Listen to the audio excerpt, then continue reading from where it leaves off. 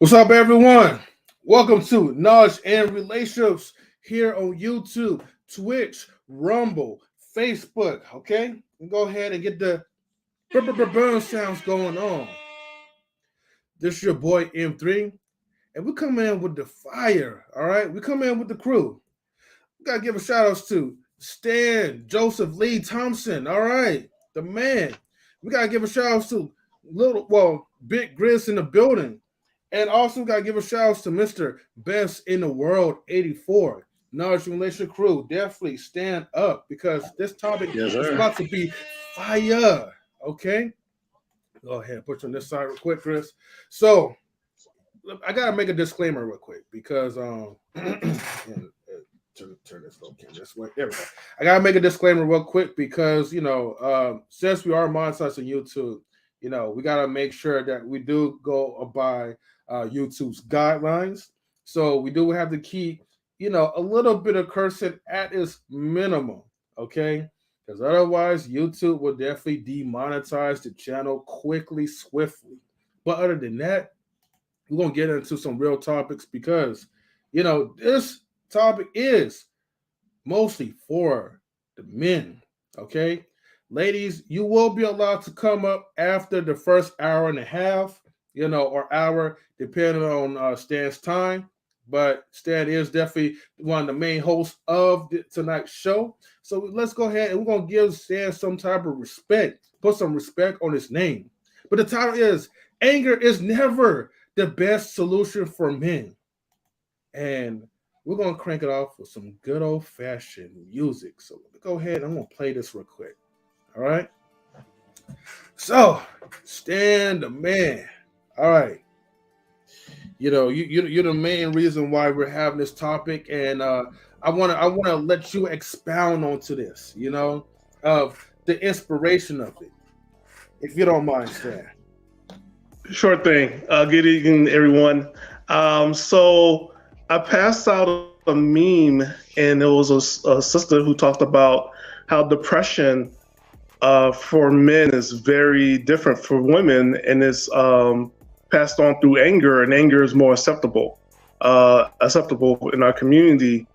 but she said like it shouldn't be because it's depression in disguise. And a lot of guys in our network replied to it, and that's when we come up and decided to like, okay, you know what? Let's have a show right away about this so we can talk about it.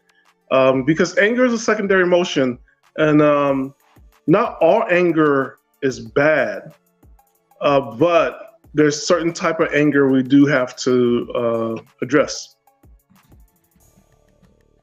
And so that's why I want this show to happen. And I want the men to come up and talk about it. And I did come up with some stuff, so a slide so we can answer some of the questions. And for the women, I want the men to come up first so they can talk. And then for the sisters to come in next so they can ask some questions on the topic, ask the men some questions. And for the ladies to know, like, this is going to be a part 2, and it'll be your turn to talk about it as well. Right. All right, and let me make sure I add some disclaimers. Thank you, Stan, for this. So again, everybody, like, welcome to Knowledge and Relationships. Thank you, everyone, for tuning in. We're definitely going to have some fire topics on this part, but please feel free to share this live stream video to your YouTube community tab. Okay. Other way by supporting us is by making sure that you guys getting the likes up. And if you're new, please subscribe. Also, follow us on Twitch, and subscribe to us as well. And also subscribe to us on Rumble. Rumble is definitely like, the best place like to kind of get. Thank you, dear. Rumble is definitely the best place to pretty much like, get everything off your chest without any strikes, without anybody trying to shut your channel down and your voice and opinion. So definitely follow us on Rumble because you never know. But other than that, if you guys watching us from a different source, just type in youtube.com/@K-A-R for Knowledge and Relationships. And also understand that, please be advised that what we discuss is not political, clinical, financial, medical, nor legal advice.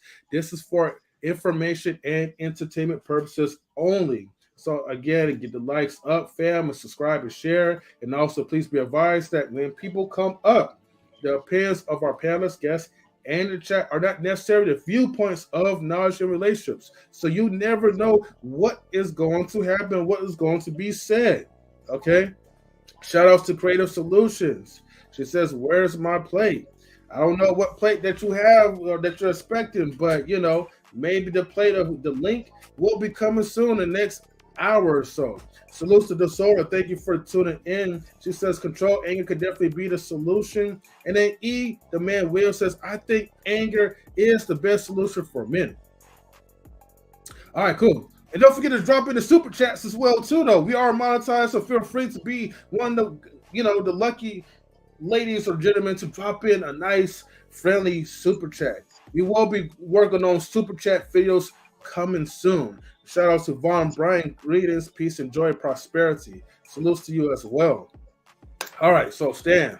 All right, look like Grizz lost his connection or whatever, but it's all good. We're gonna definitely. Oh, he's coming back. He's trying to connect. But anyways, in the meantime, let's go ahead and talk about some real serious stuff, right? About this, because yes, here's the thing, Stan.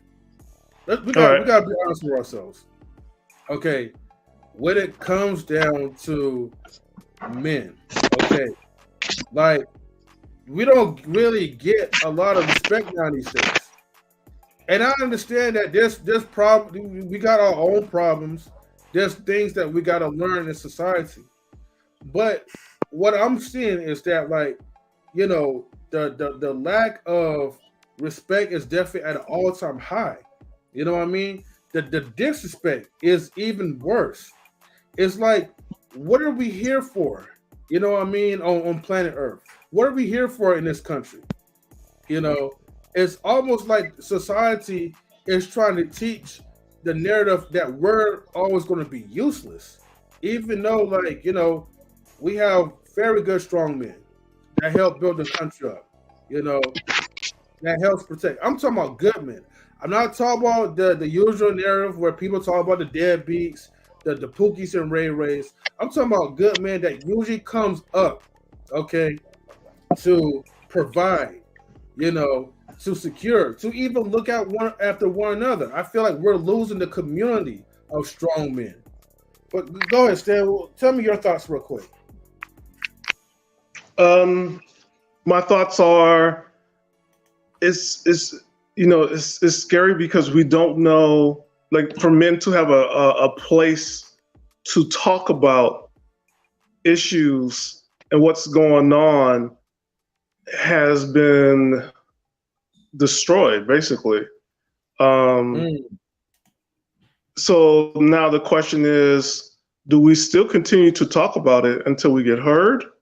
Or do we now keep things inward? It's not going to be worse. Because, for us guys, you disrespect us once, you disappoint us once, it's a wrap. We're not coming back anymore.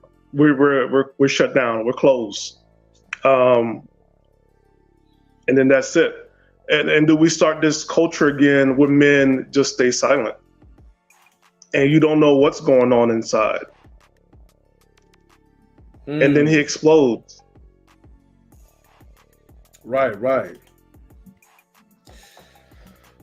Grizz, let me ask you a question, right? Thank you for coming up. But Grizz, what's your thoughts, right? Do you feel like sometimes you have like maybe certain struggles, like just being a man, that maybe sometimes like you try to express yourself, but you're never really heard? Let's just say like the emotional aspects. How often have people, maybe in your family or your friendship circle, that always would tell you, hey, get over yourself, suck it up, be a man, or be tough. You're not allowed to cry, Grizz. I've heard that, right?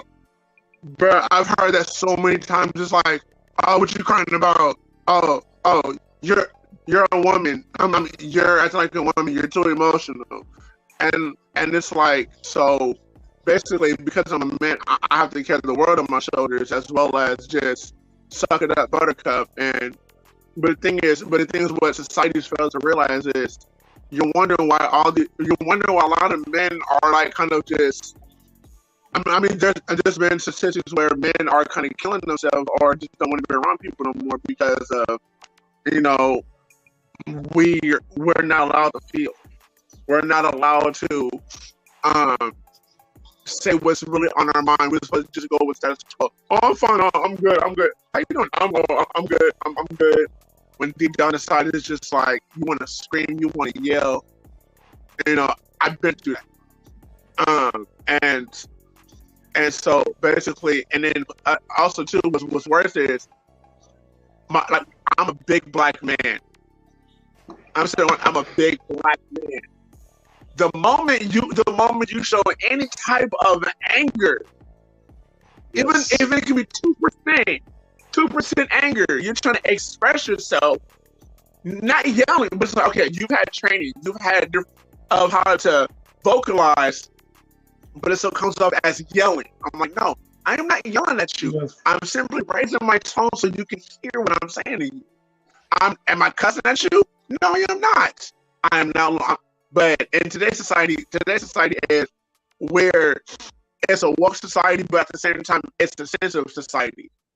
Today's society has been so sensitized. It's so sensitive to the point where it's like the moment you show some type of emotion, it's a wrong thing to do, or you're criminalized because you're showing emotion, and you're supposed to just basically just do nothing. Just, okay, like I said, I've been there, I've done that. I'm still kind of, but as a father, I literally refuse to not show emotion. I'm an emotional person. My mom and dad tell me I'm an emotional person all the time, and honestly, it used to affect me, but now not anymore. I'm gonna show that I'm a human being with emotions. And let me start real quick. Yeah, Grizz, let me start real quick.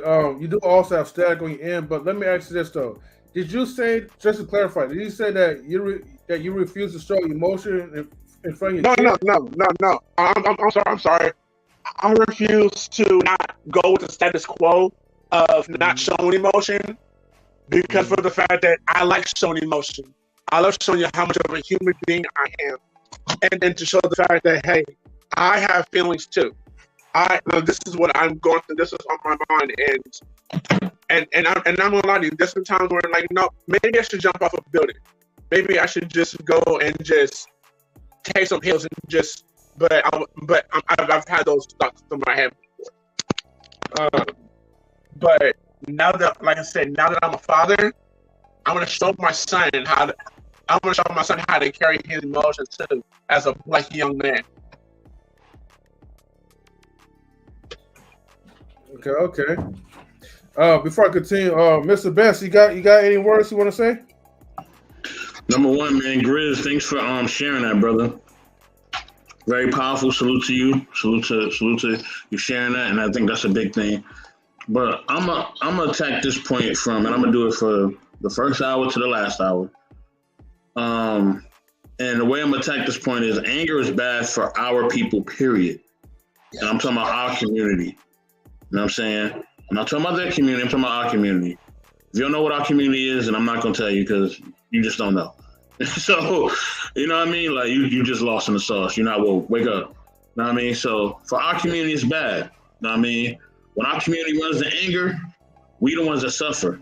Other communities, you know, they'll get bailouts, and you know they'll get shown love, and you know what I'm saying? You know. Like M3 trying to escape the Matrix every time he put his hand up like that. But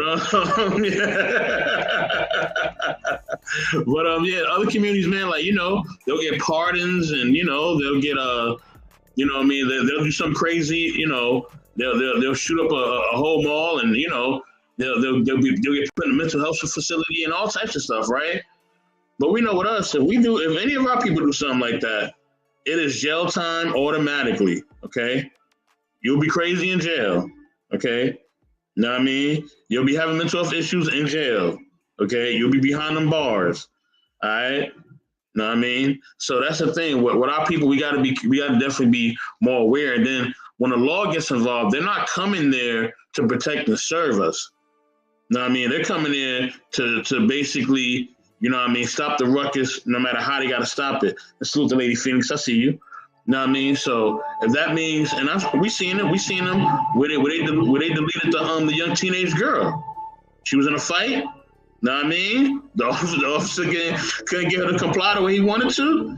He pulled out that thing, and we know what happened after that. Know what I'm saying? So with our people, man, we just got to be smart, man. You know what I mean? Talk about things. You know what I mean? Communication is the answer. You know what I mean? If you can't have communication with a person, then the best thing to do is to walk away. You know what I mean? Because the thing is, like, you get into altercation, like I said, for some reason, when we get into altercation, the police are, like, right there. Like, I don't know what it is. You could be in the middle of a forest, and they just show up. Like, it's just like, how y'all get here so fast? When we get in the fights, like, it's amazing. Like, yo, you could be in the middle of a bathroom stall, like, in an airport, and they would just pop out of nowhere. It's like, I'm in a stall. Like, how y'all get here? Like, but that's how it is with us. And we know this, right? Know what I mean? What's good, Country Cookie? What's up?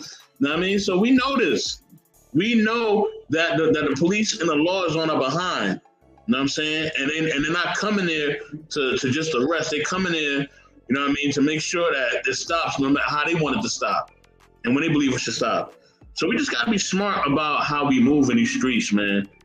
You know what I'm saying? Even on YouTube, be smart, because your channel can get taken.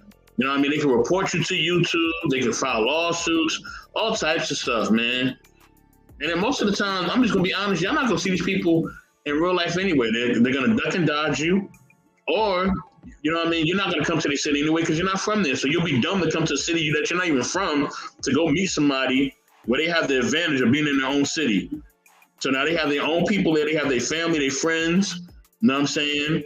You know, the people that support them. And you're going to come to their city and try to start trouble. Yeah, we'll see how good your chances are if that happens.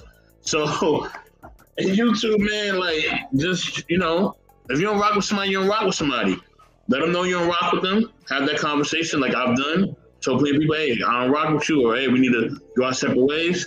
And it's been all good. You know what I mean? For, at least on my end, it's all good. I don't know how they feel, but it is what it is. But that's how we have to approach things. You know what I mean? Try to communicate.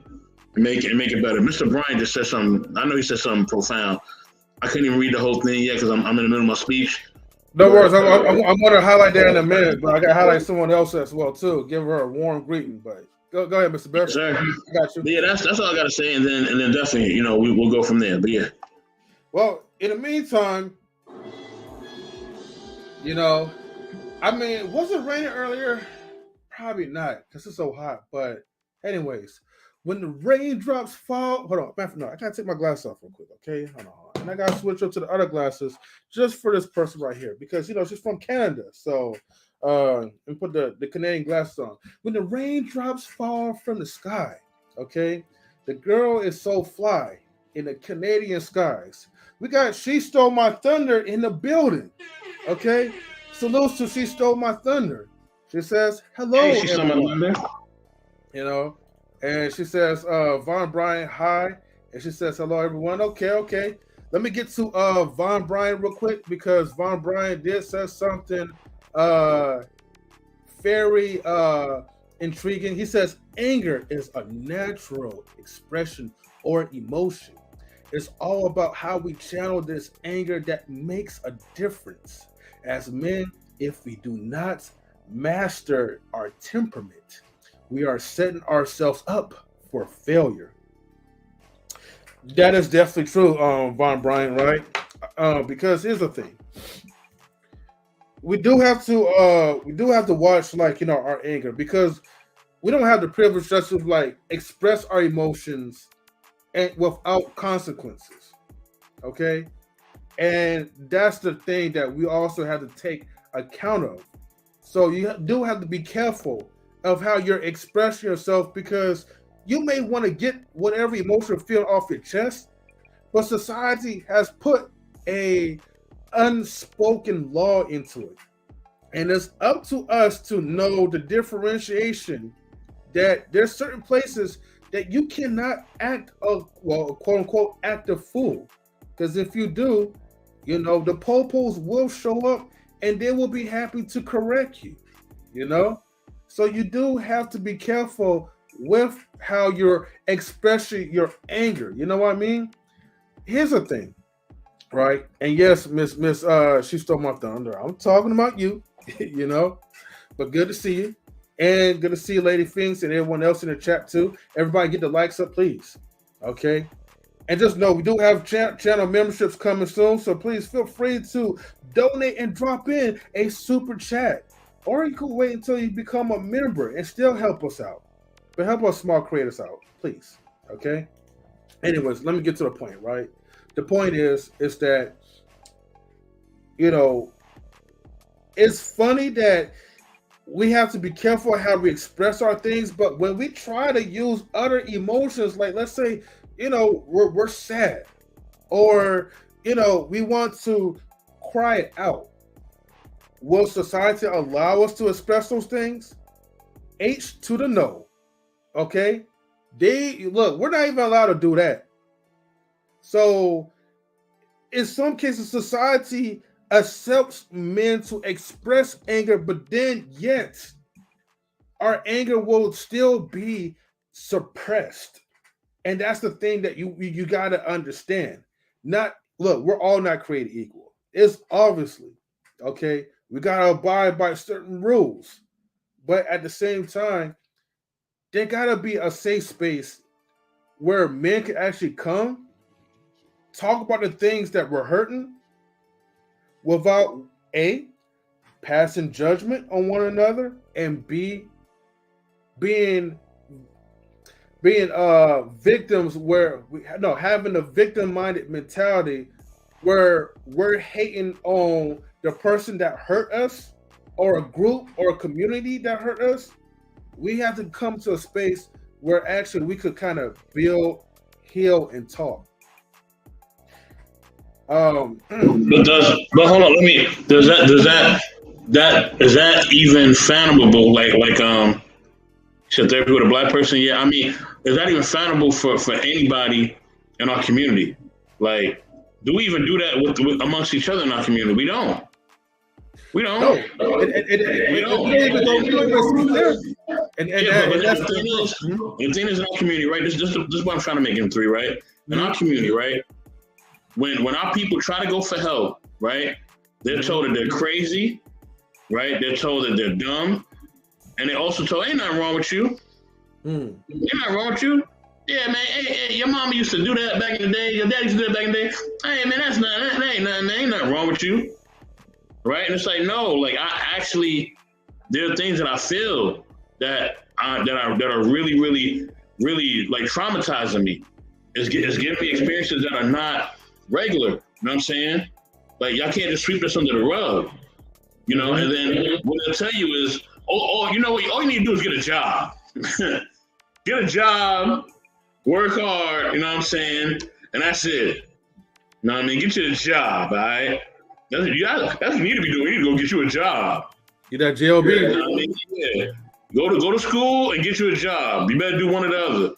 If it ain't school, like what?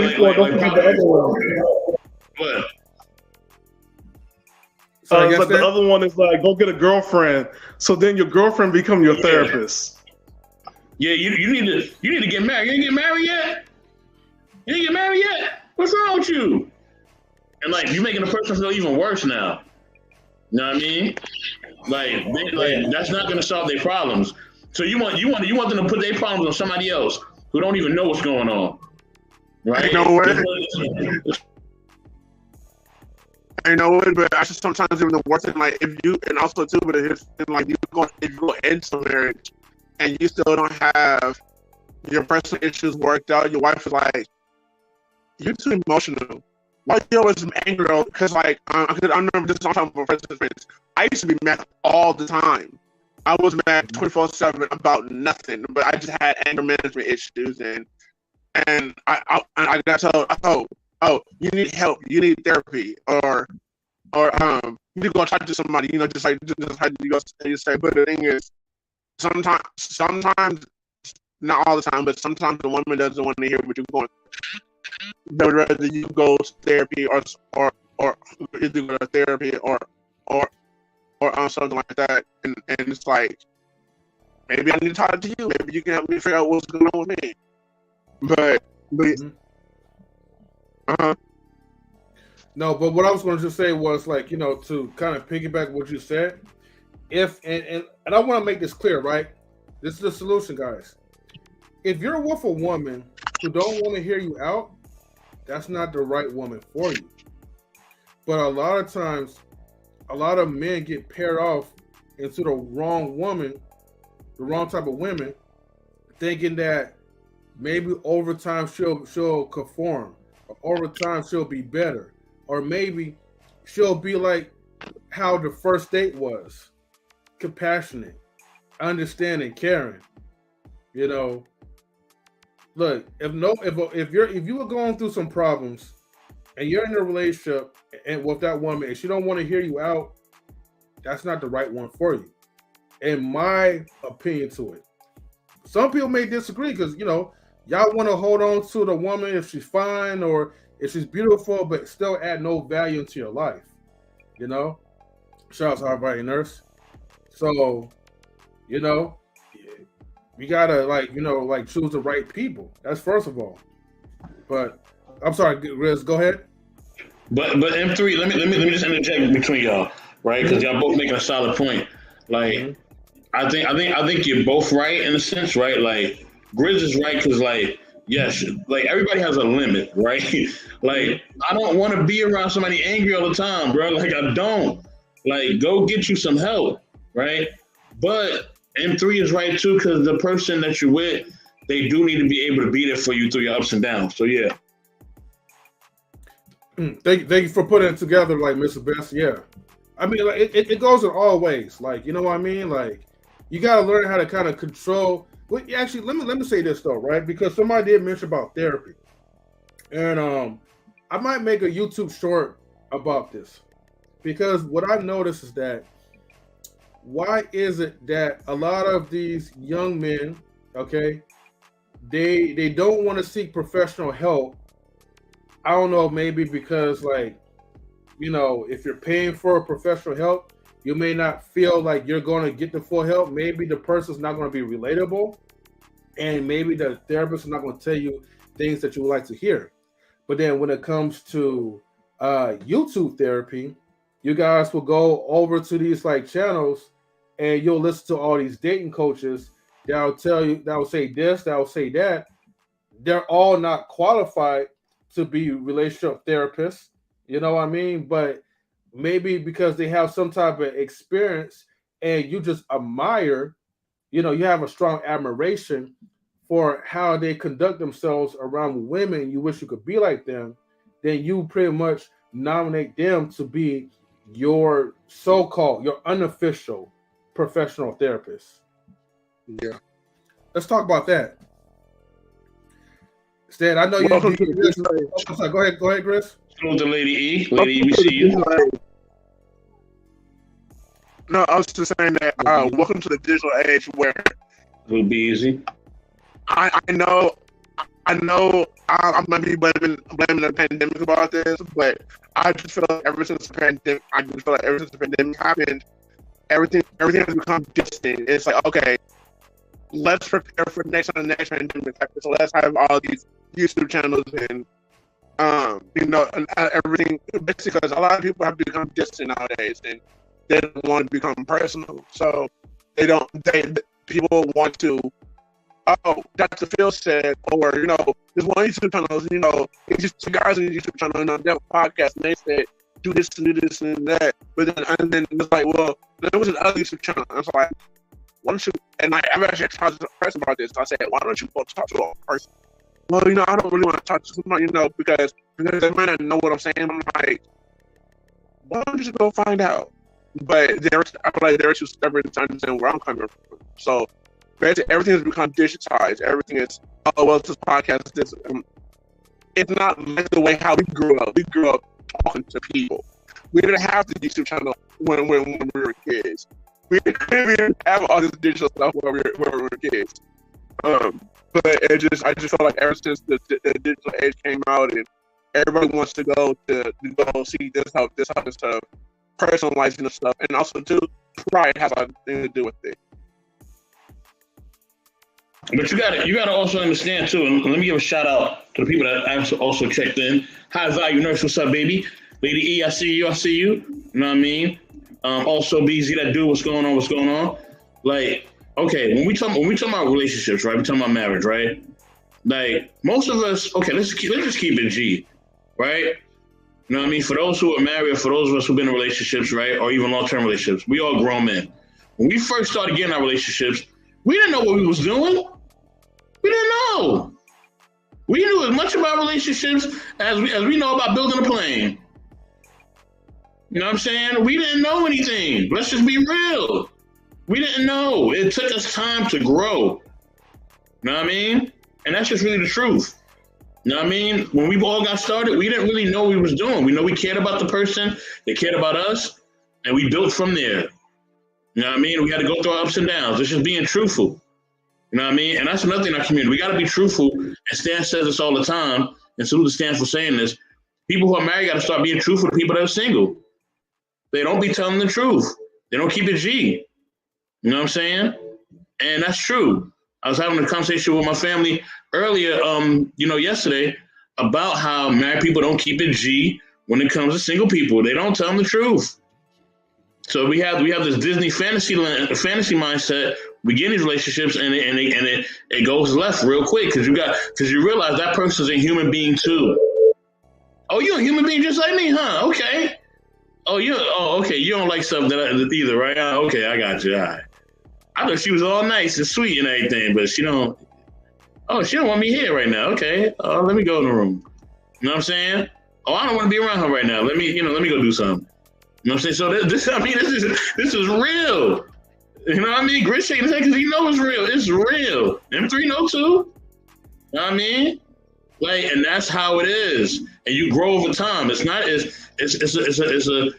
a growing process. You know what I'm saying? And we got to also keep that honesty when it comes to, building relationships. And that also affects our mental health because we start thinking that relationships are gonna just be the saving grace to everything in our life.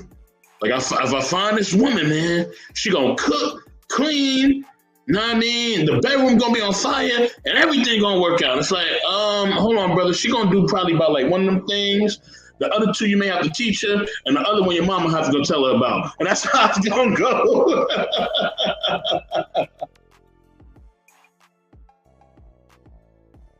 Let me say this, Mr. Best, right? So marriage is definitely like a lot of work. Okay. I think a lot of people, they get the misconception that once you get married, it solves all your problems, whether it be with lusting with other girls or other girls will go after you, which a lot of cases you ain't got to really worry about that because a lot of girls don't really go after the majority of guys. So, but if you was that dude, then of course. But the thing is, once you're married, like, I mean, I'm not gonna say it gets worse, but everything that you thought that was going to like be the end all be all, no, it's just the beginning of a different type of life. So you have to adjust a different type of lifestyle. You have to be considerate of your partner. Like, I know you people always want to like quote the scripture about women being submissive. I get that part, right? But in order for a woman to be naturally submissive out of love, the man, the husband, okay, if you ever become a husband, you have to be the type of guy to pretty much have the capability to love your wives. And it all starts with serving. I mean, we serve in different ways, okay? So wherever the case is, everyone has to make a sacrifice. That's how things were, like, you know, especially back in the old days, you know, when families were together. Now, I'm not talking about the ones that had no choice but to stay with, you know, each other due to like financial situations. But I'm talking about men and women coming together, building families because you want to. You have that love. You want to protect your home. You want to build your family, have children and all that, and build a sense of a community. Somewhere down the line, man, we lost those family values and we don't take those things seriously. Within those family values, we had a strong brotherhood of men. So I'm going to break this down again. For the ones who's listening, okay, and you're having a tough time trying to get, like, you know, women to respect you, the reason why women don't respect the men is because the men don't respect each other. We don't respect ourselves. Until we get back into the unification of brotherhood and start uplifting other men, start helping providing resources whenever it's needed, be our brother's keeper, that's when naturally women are going to start respecting us as men. But if we don't do that and we keep on having these, like, you know, downplays on men, making men look emasculated, more emasculated, how can we expect women to like really respect us? That's one of the solutions. I'm just trying to help you guys to make sense on this one. You know, if you guys are still tuning in, please get the likes up. You know, if you have not subscribed to Knowledge Relationships, please subscribe because we're providing a lot of free content, a lot of golden nuggets. Okay. I mean, we're not doing it for money, but we're doing it for the love of the community. Yet, we are monetized, so we're going to have memberships coming soon, and super chats are unlocked. So feel free to drop in a super chat. But other than that, we do it for you guys because I believe that we together, look, black, white, Haitian, persuasion, whatever, we could come together and really make YouTube great again as content creators, as supporters. So I digress on this part. Go ahead, Stan. All right, we'll talk about. You was asking me about therapy. Yeah, I will say this about therapy. Therapy is helpful when you put in the work. You, the person that receiving therapy, need to put in the work. That's why I'm reluctant to talk about what I do to help my own mental health. because people take shortcuts. It does not help you to take shortcuts because we're all different. So I don't know what you've gone through. You're like skipping a process that you need to sit down and talk to someone. Be honest in that discussion when you're sitting down with your therapist. Your therapist is not God. Your therapist is just a sounding board. And they're going to sit down and talk to you. And there's different forms of therapy. And you need to figure out which one works for you. But you have to do homework. You have to apply it. And when you do that work, you're gonna see a change, and other people will see a change. But you're gonna have to change for yourself. So don't go around saying, "I go to therapy," as a means to go ahead and be this person that's mean, belligerent, and just this is a word a friend of mine always says that people do. I'll probably come later. But when it just goes in and just act like a bull in a China shop, and just goes in and just destroying other people's lives, and he's like, well, I'm going to therapy. I mean, come on, like, don't use therapy as a means of continuing your behavior. Like, please take it serious. And like for other people in the community, or if you say, well, I don't want nobody in the community to know, you don't have to tell people that you're going through therapy.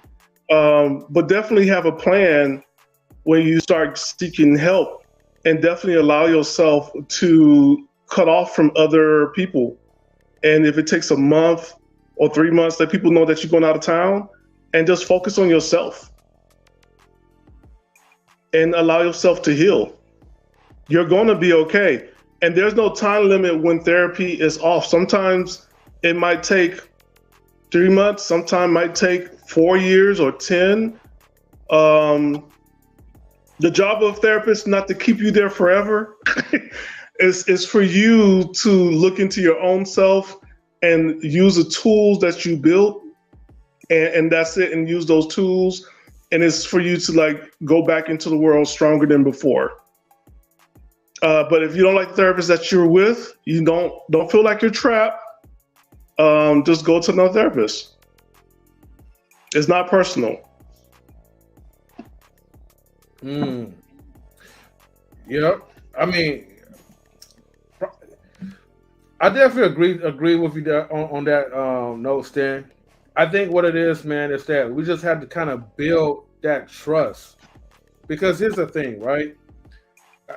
Like for me, and I tried therapy a few times, besides like maybe like monetary stuff or whatever, I gotta make sure I'm able to connect with the person who I'm opening and sharing information. And I think it's just natural for, I'm not throwing out excuses, but I think it's just natural for like a lot of men to just to be open like with their homies, with their homeboys. Not because it's just, it's free, but it's like, I think everybody's looking for someone that we could relate to. And and like I said, I'm not knocking down on therapy. I'm just saying I totally understand for people who do not want to take therapy, and I also like congratulate the ones who are taking therapy, because therapy it's a place where you have a professional to actually diagnose and actually give you sound advice of why you feel in these certain type of levels that can help prevent other things from happening. You know what I mean to you? So, which I can't say those words on YouTube, but you know what I mean? Yeah. So I want to speak on that point. So I want people to understand there's different categories. Okay. Therapist is one thing, right? Psychiatrist is the one that subscribed the medication, right? Friendships are very important. So relationships are important, right? Now that by itself, if you do not have strong friendships with men, like just certain friends, you can talk to and vibe with, like for us men, we don't need 50 male friends. It don't work like that for us. Yeah. We already know who are solid boys that we can talk to. But also at the same time, for us, we either have like older male friends that we can talk to that's more like a mentor. Mm-hmm. We do have like our best friends that we can share everything with. But what make therapy different from friendships or your father or your brothers is that it's somebody who don't have what's the word I'm looking for? A buy-in into your life. Like, it doesn't matter what you say. A therapist is not, they're not your friend. You're not going to hurt their feelings. A little bit different with some friends who might feel uneasy hearing what you're saying. With a therapist, is not, right? I also understand, like in therapy or a lot of therapists, there's not a lot of males. So you might have a female therapist. One advice I will say for people, what I did was, now this one advice I give for free. And I don't mind sharing it because it's men this will help me.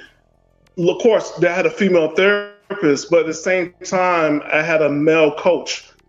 So the coaching was something different. Your coach is not your therapist. That's number one, right? So the coach was helping me like rebuild my life after what was going on. And that was something I need. Your coach is going to tell you, I'm not a therapist. But they'll give you that little freedom of like, hey, if this is affecting your mental health, you got to let me know. If this is something that you're comfortable with, if you're not comfortable with this step, let me know. So that's how I found for myself to keep them both, was to have a therapist and have a coach, have a trainer, and also had a trainer at the same time and keep that going because it's very hard to find a male therapist. It's rare because it's really, that's something the government or, and schools need to look into and invest because there's not too many male therapists out here. When you do, also male doctors as well, physicians, so of color. So that's something they do need to invest later on. Yes. But like that was helpful for me to have all three going at the same time. Okay, do me a quick favor, right? I'm gonna say 2 points, right? But in case if I miss one or other, right? 2 points that I would say.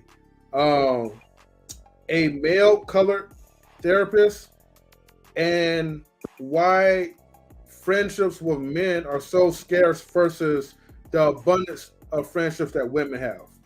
Just in case if I forget, But I want to tackle on into what you basically just said, Stan. Now, this is just my hypotheticals or whatever, okay, or hypothesis. So this is not guaranteed to be true, okay. I'm not saying any propagandists or whatever, but a lot of times, right, into like those fields, because we do have, there's a lot. I know there's a lot of Black professionals, Black therapists or psychiatrists, but let's say like in the school systems, those are the ones that's going to be hired? Are those the ones that the majority of kids are going to feel comfortable? Like I'm take away maybe the color of the skin, just a man, period. A lot of times the narrative is always pictured as, because women are known as to be nurturing and soft-spoken and gentle. I'm not saying all y'all, because we know some of the people in chat are not gentle, okay? But however, the ones who are professionally, into that field, I would say if I look at it in a kid's perspective, because we do have a lot of like single parents, a lot of kids like that are grown up with single moms and all that. It probably would be in the school systems a best market to hire a woman into that professional field to grasp their attention.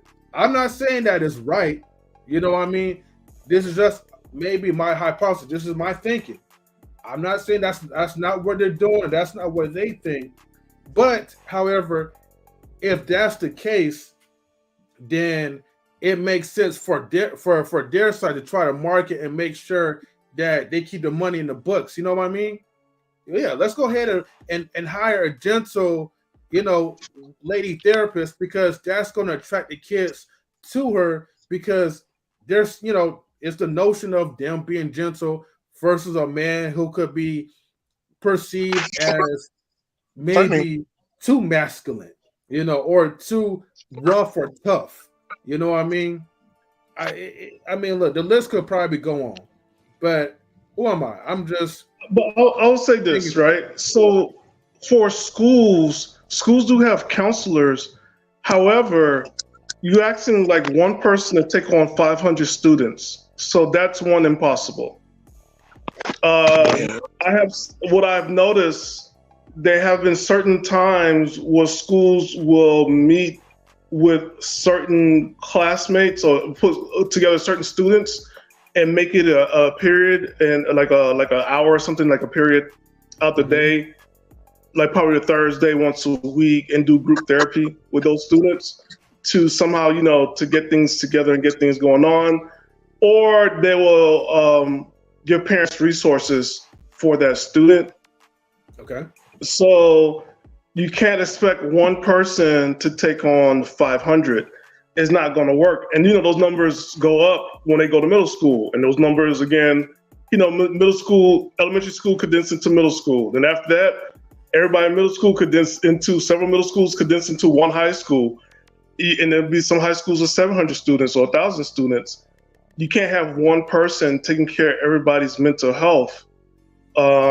It's not possible. So you do have to create like a resource outside of school for that student to go to.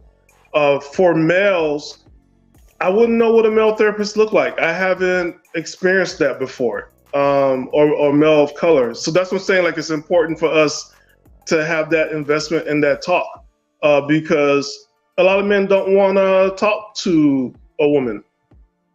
A lot of men of color, we don't want to talk to a white male therapist. So that's why I did what I did, was like, okay, my therapist handles this part, my coach handles this part, and my trainer handles this part.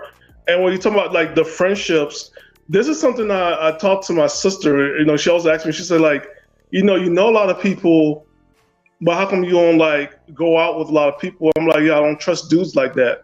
Cause with certain guys, guys, we keep it 100. It's like some guys we just know, and there's some guys we just cool with, and there's some guys we know that we could depend on.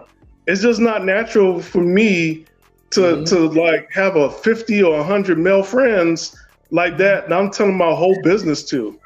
It doesn't work like that. Yeah. Like I'm okay with being by myself. My core group is like, probably like 2 or 3, and then this expands a little bit more. It depends on the level of deepness, and that's it. And it's okay.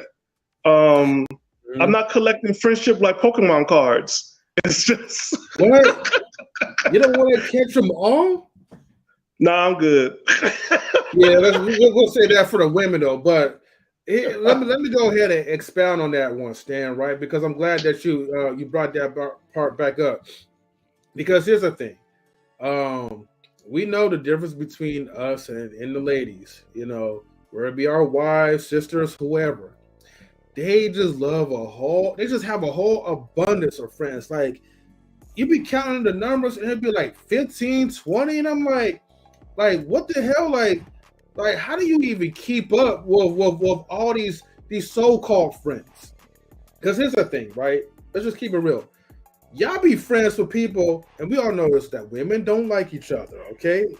But y'all keep a whole crowd of a bunch of women versus us, okay? I think the pro and the con for men is that we keep our friendship circle small, because we just want to just get to the point. We don't want to fake around. If I don't like you, I don't like you.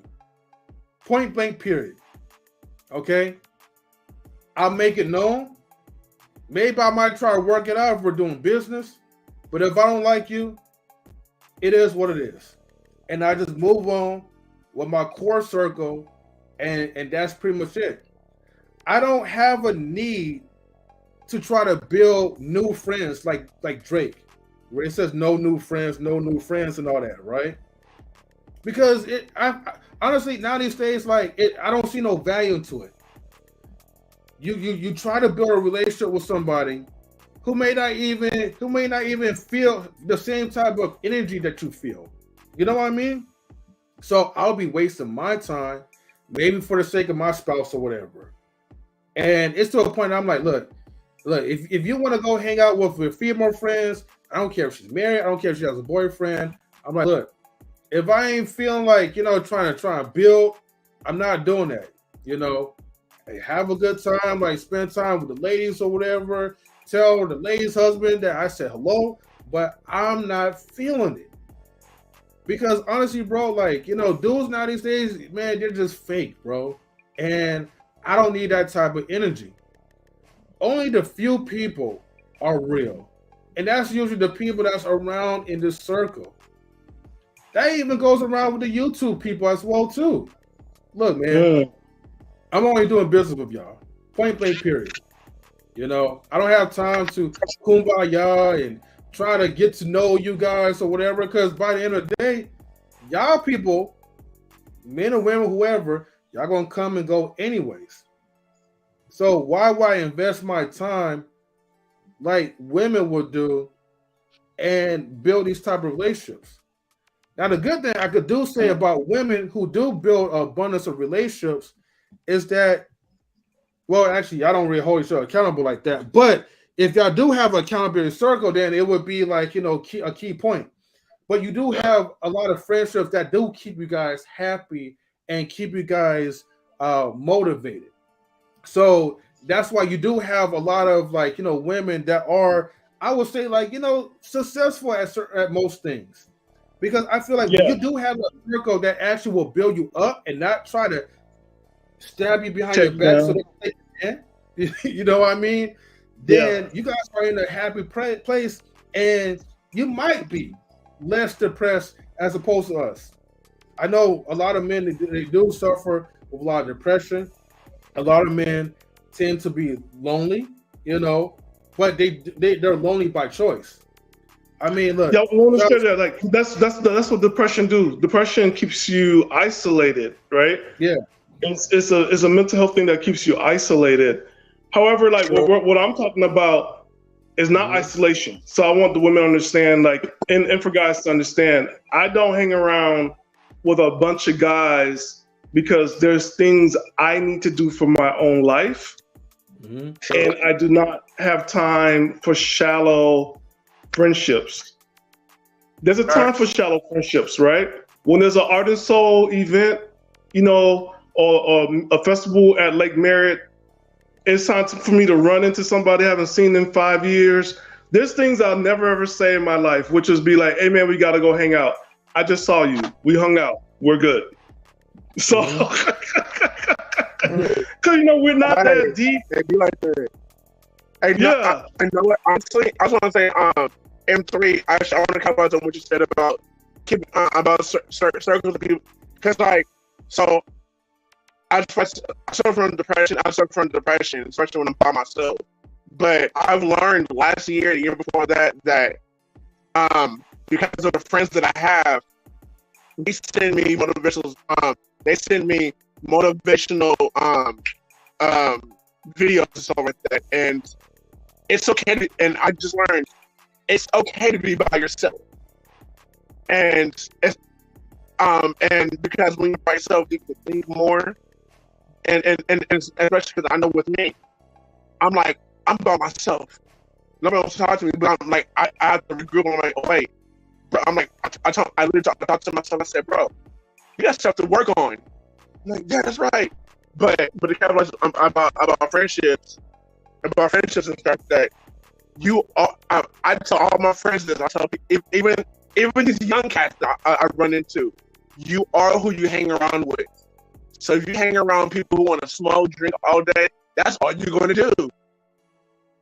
But if you hang around people who are motivational, like let's say, hey, okay, I'm like 800 pounds. I want to be around people who do weightlifting every single day. So I got to get me a friend who who works out every single day of the week.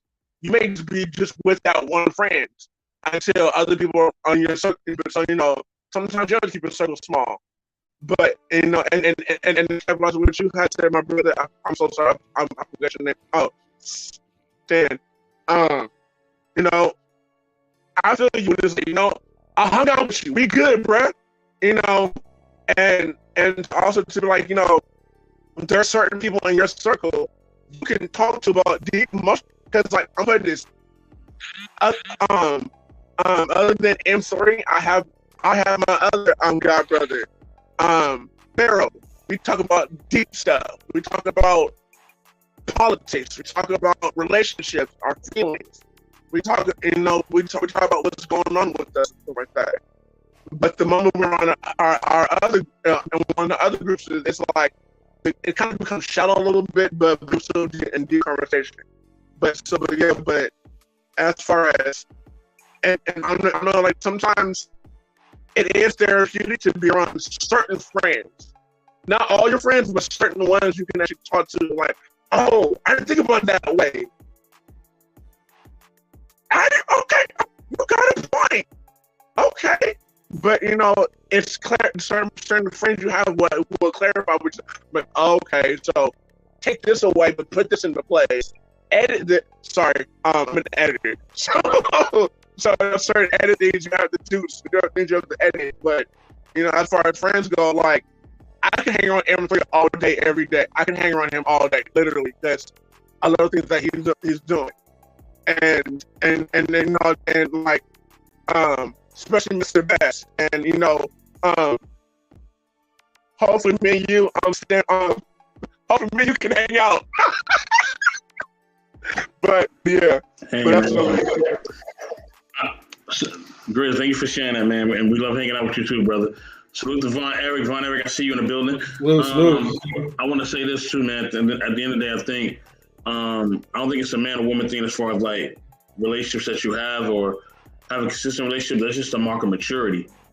If you're mature and you're a mature adult, you're gonna have relationships that actually are meaningful. You're not just gonna have all these people around that have no meaning and they're just there.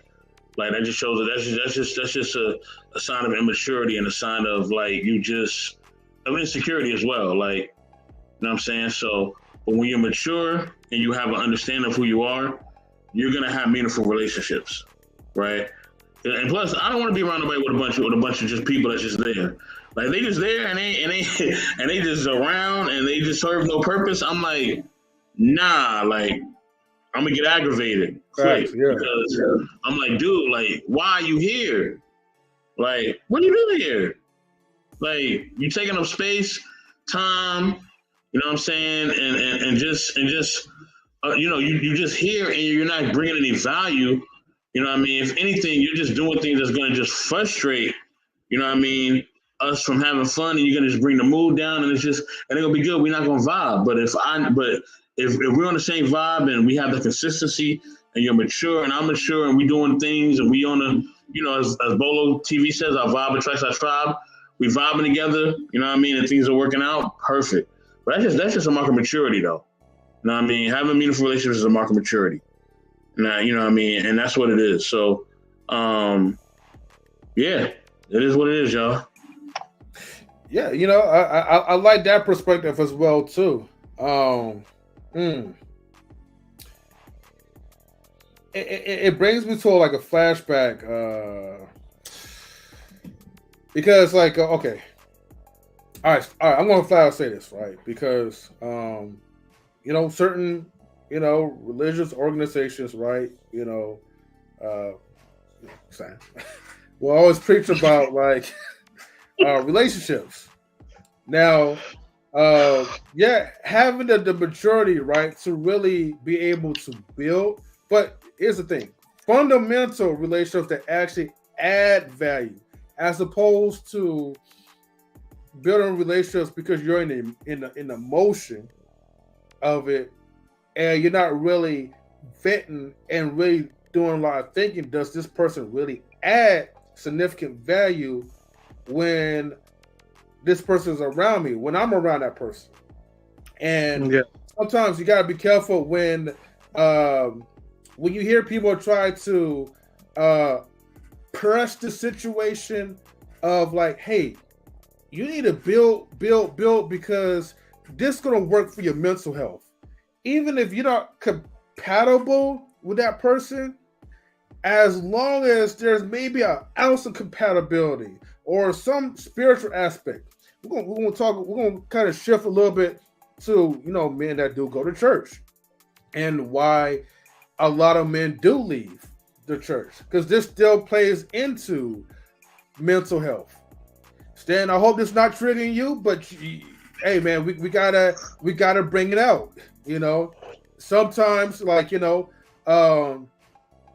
men don't like to feel pressured to build in with certain men because maybe there's a level of discernment that you probably have with that person. And then we do try to build, maybe for the sake of the church, or maybe to try to get some clarity with your relationship with God. It just seems like things just kind of crumble. And then it leads people to be bitter, or maybe it may make the person be a little bit more stronger in its discernment with other men. But I do know for sure, and even the late, great Kevin Sims did talk about why a lot of men, especially black men, left the church around in 2020. Yeah. You want to...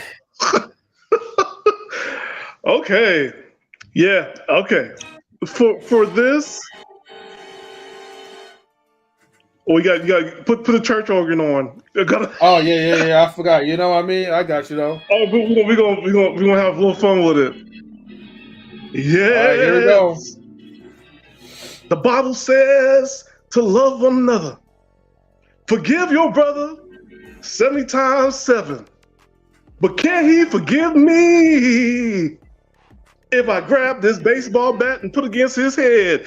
Yes! Oh, God. What's the quantum love? Oh, my God. I got that, too. What's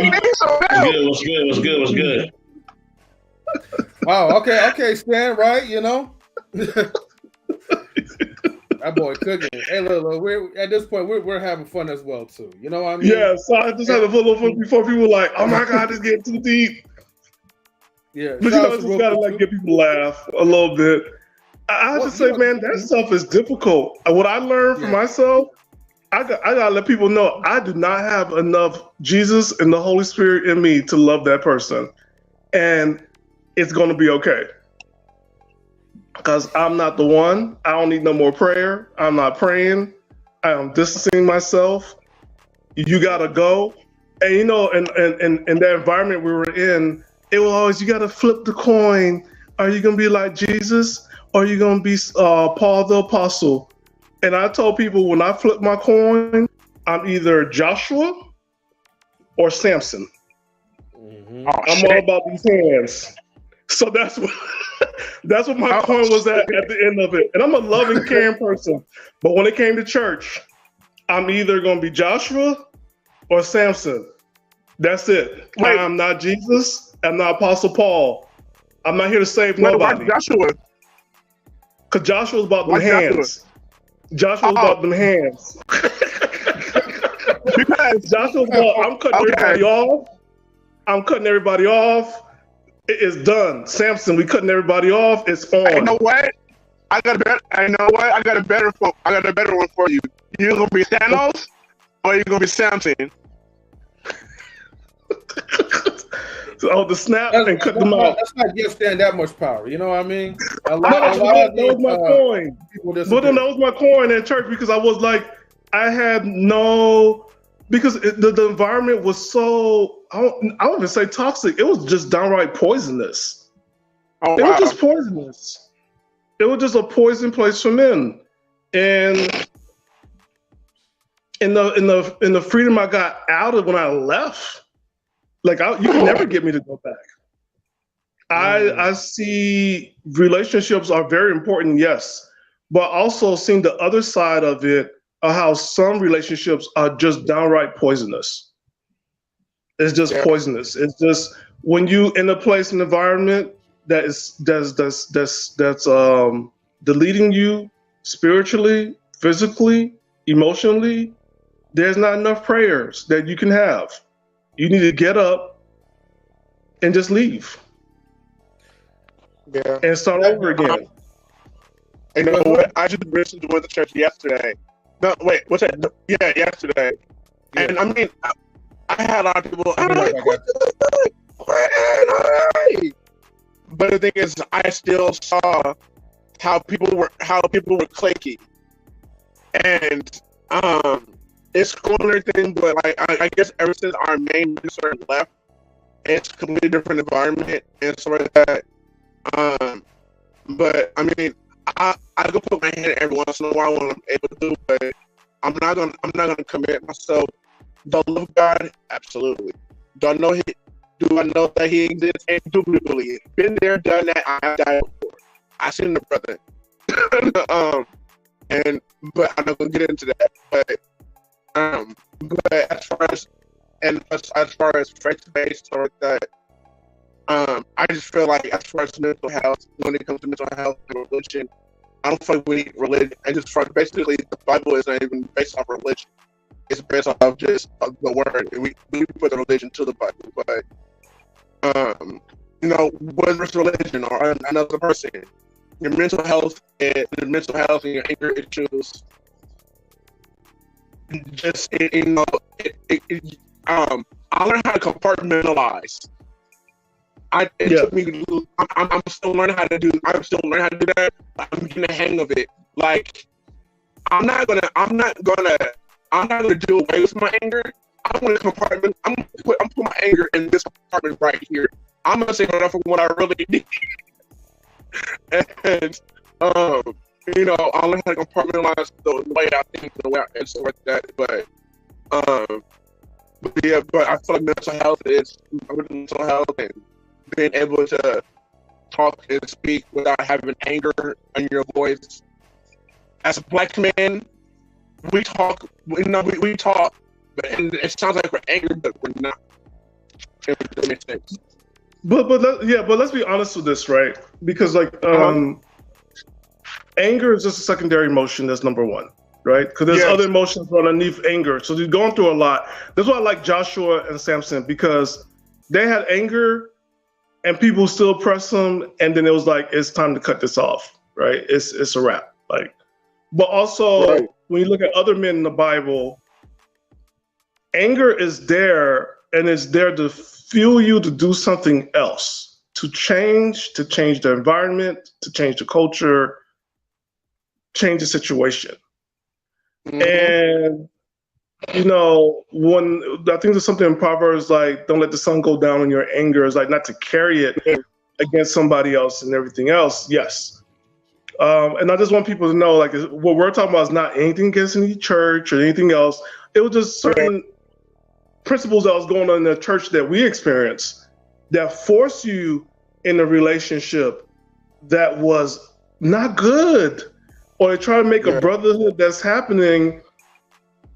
As men, we know when somebody is BSing and somebody is using, and it's just like we're good. We don't need 500 disciples or apostles or Christians knowing my life. Like, it's not normal, because a lot of those guys don't care, because a lot of those guys don't want to report you to the leadership, or they looking for your downfall. They want to act like they praying with you to see how you doing. Without looking to their own lives. So for men, we know this stuff. We don't need to experience it over and over again. For us men, you betray us once, we learn, and then we keep it moving forward. I don't need to learn the same lesson each and every time. I'm good, right? But don't use spirituality as a means for me to accept stuff that's bringing me into an emotional state that's not healthy. Because the whole thing about anger is, next level of anger is something called rage. Rage is different from anger. Now, when somebody's in rage, I need you to step out the room and get out the face, get in your car and run off. because rage is not something to play with. Because that's they just seeing red right now, and that's very dangerous. I've been there. I have literally. I reached to the point where I was unrecognizable. And when your wife and friends tell you, I don't even recognize you when you're enraged, that's when they say, okay, I need to, like I said, for me, I'm like, okay, I need to learn how to, in this kind of situation, learn how to use the situation as an example of, okay, how can I do this different the next time? And how can I show people that I care about you, but not rage out? Because like I said, with us are big, all of us in this right here, we're black men, and when we rage out, tick boom, click. Yeah, and rage is like, I call rage like compound anger. It's like anger upon anger upon anger upon anger. It's compounded. And also I want people to understand something. A lot of times when we say this word, I'm going to push this person, let's be honest here. You are pressing their triggers. You have found out they trigger and you are enjoying it. Right. And that to me is dangerous. So we got to check that out. Stop pressing people triggers. Stop, taking people to that level because you think that's like you're getting them into being an emotional state. Like what happened to other emotions, like making people happy? How about that? Yeah, I would agree about that one. Yes, and like I love making people happy. I love to see people smile, even though because in today's society, people I'm seeing that people love doing stupid stuff to make people angry. I'm like, why do you want to make me angry? Why can't we just laugh? Why can't we just talk about sunshine and rainbows?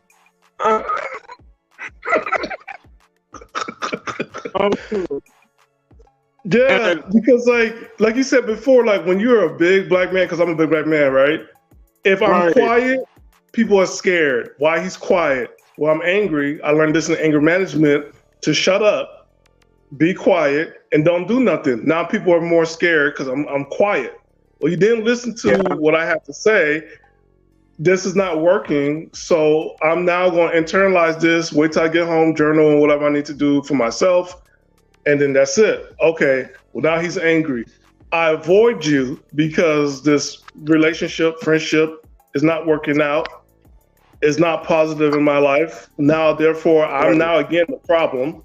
Okay, can't win on that one. Now you sending people after me.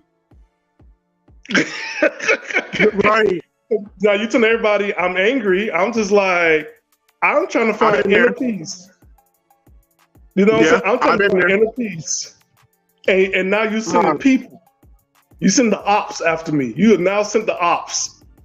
You have put me on Facebook, TikTok, and your car chronicles. Hey, yo, watch this. Watch this. You send the ops on me, I'm about to go Riddick on you. I'm about to go Demolition Man and Riddick on you. And you see, and then you do that, it's bad, right? It's bad. Right. It's just like, so you don't want me mad, but then you want to say people. It's like, hey, you know what? It's just like the Hulk. You know how the Hulk is best represented, right? And so he's trying to find an inner peace, trying to learn how to use the Hulk in the right way. He like the moment you see him, it's like, kill him. But But here's the thing: what am I actually telling you? Am I actually telling you that I am being hurtful? No, I'm just standing right here. Yes. Yeah. That first Avengers movie. The first Avengers movie was deep. The first Avengers movie was deep. I resonated with the scene when Captain America talked to Bruce. He's like, "Don't you need to be angry to turn into a Hulk?" And Bruce turns back to him and says, I'm always angry, and I'm like, oh my God, somebody understands. And when I mean like always angry, there's something else. And when I'm going like below what's below anger, right? I'm gonna read off the emotions because there's a slide I sent to M3, so that we can all like understand like what could be underneath anger. And definitely one of the things that could be. Watch this. So, other than Wolverine, Bruce Banner has the most PTSD. I feel like Bruce Banner has the most PTSD out of everybody in the Marvel universe. Yes. Because from a young child. Because when you can have that much PTSD and anger from a child, and your own father experimented on you, and so yeah, I'm doing comic books too. Yeah, we have so much trauma back then.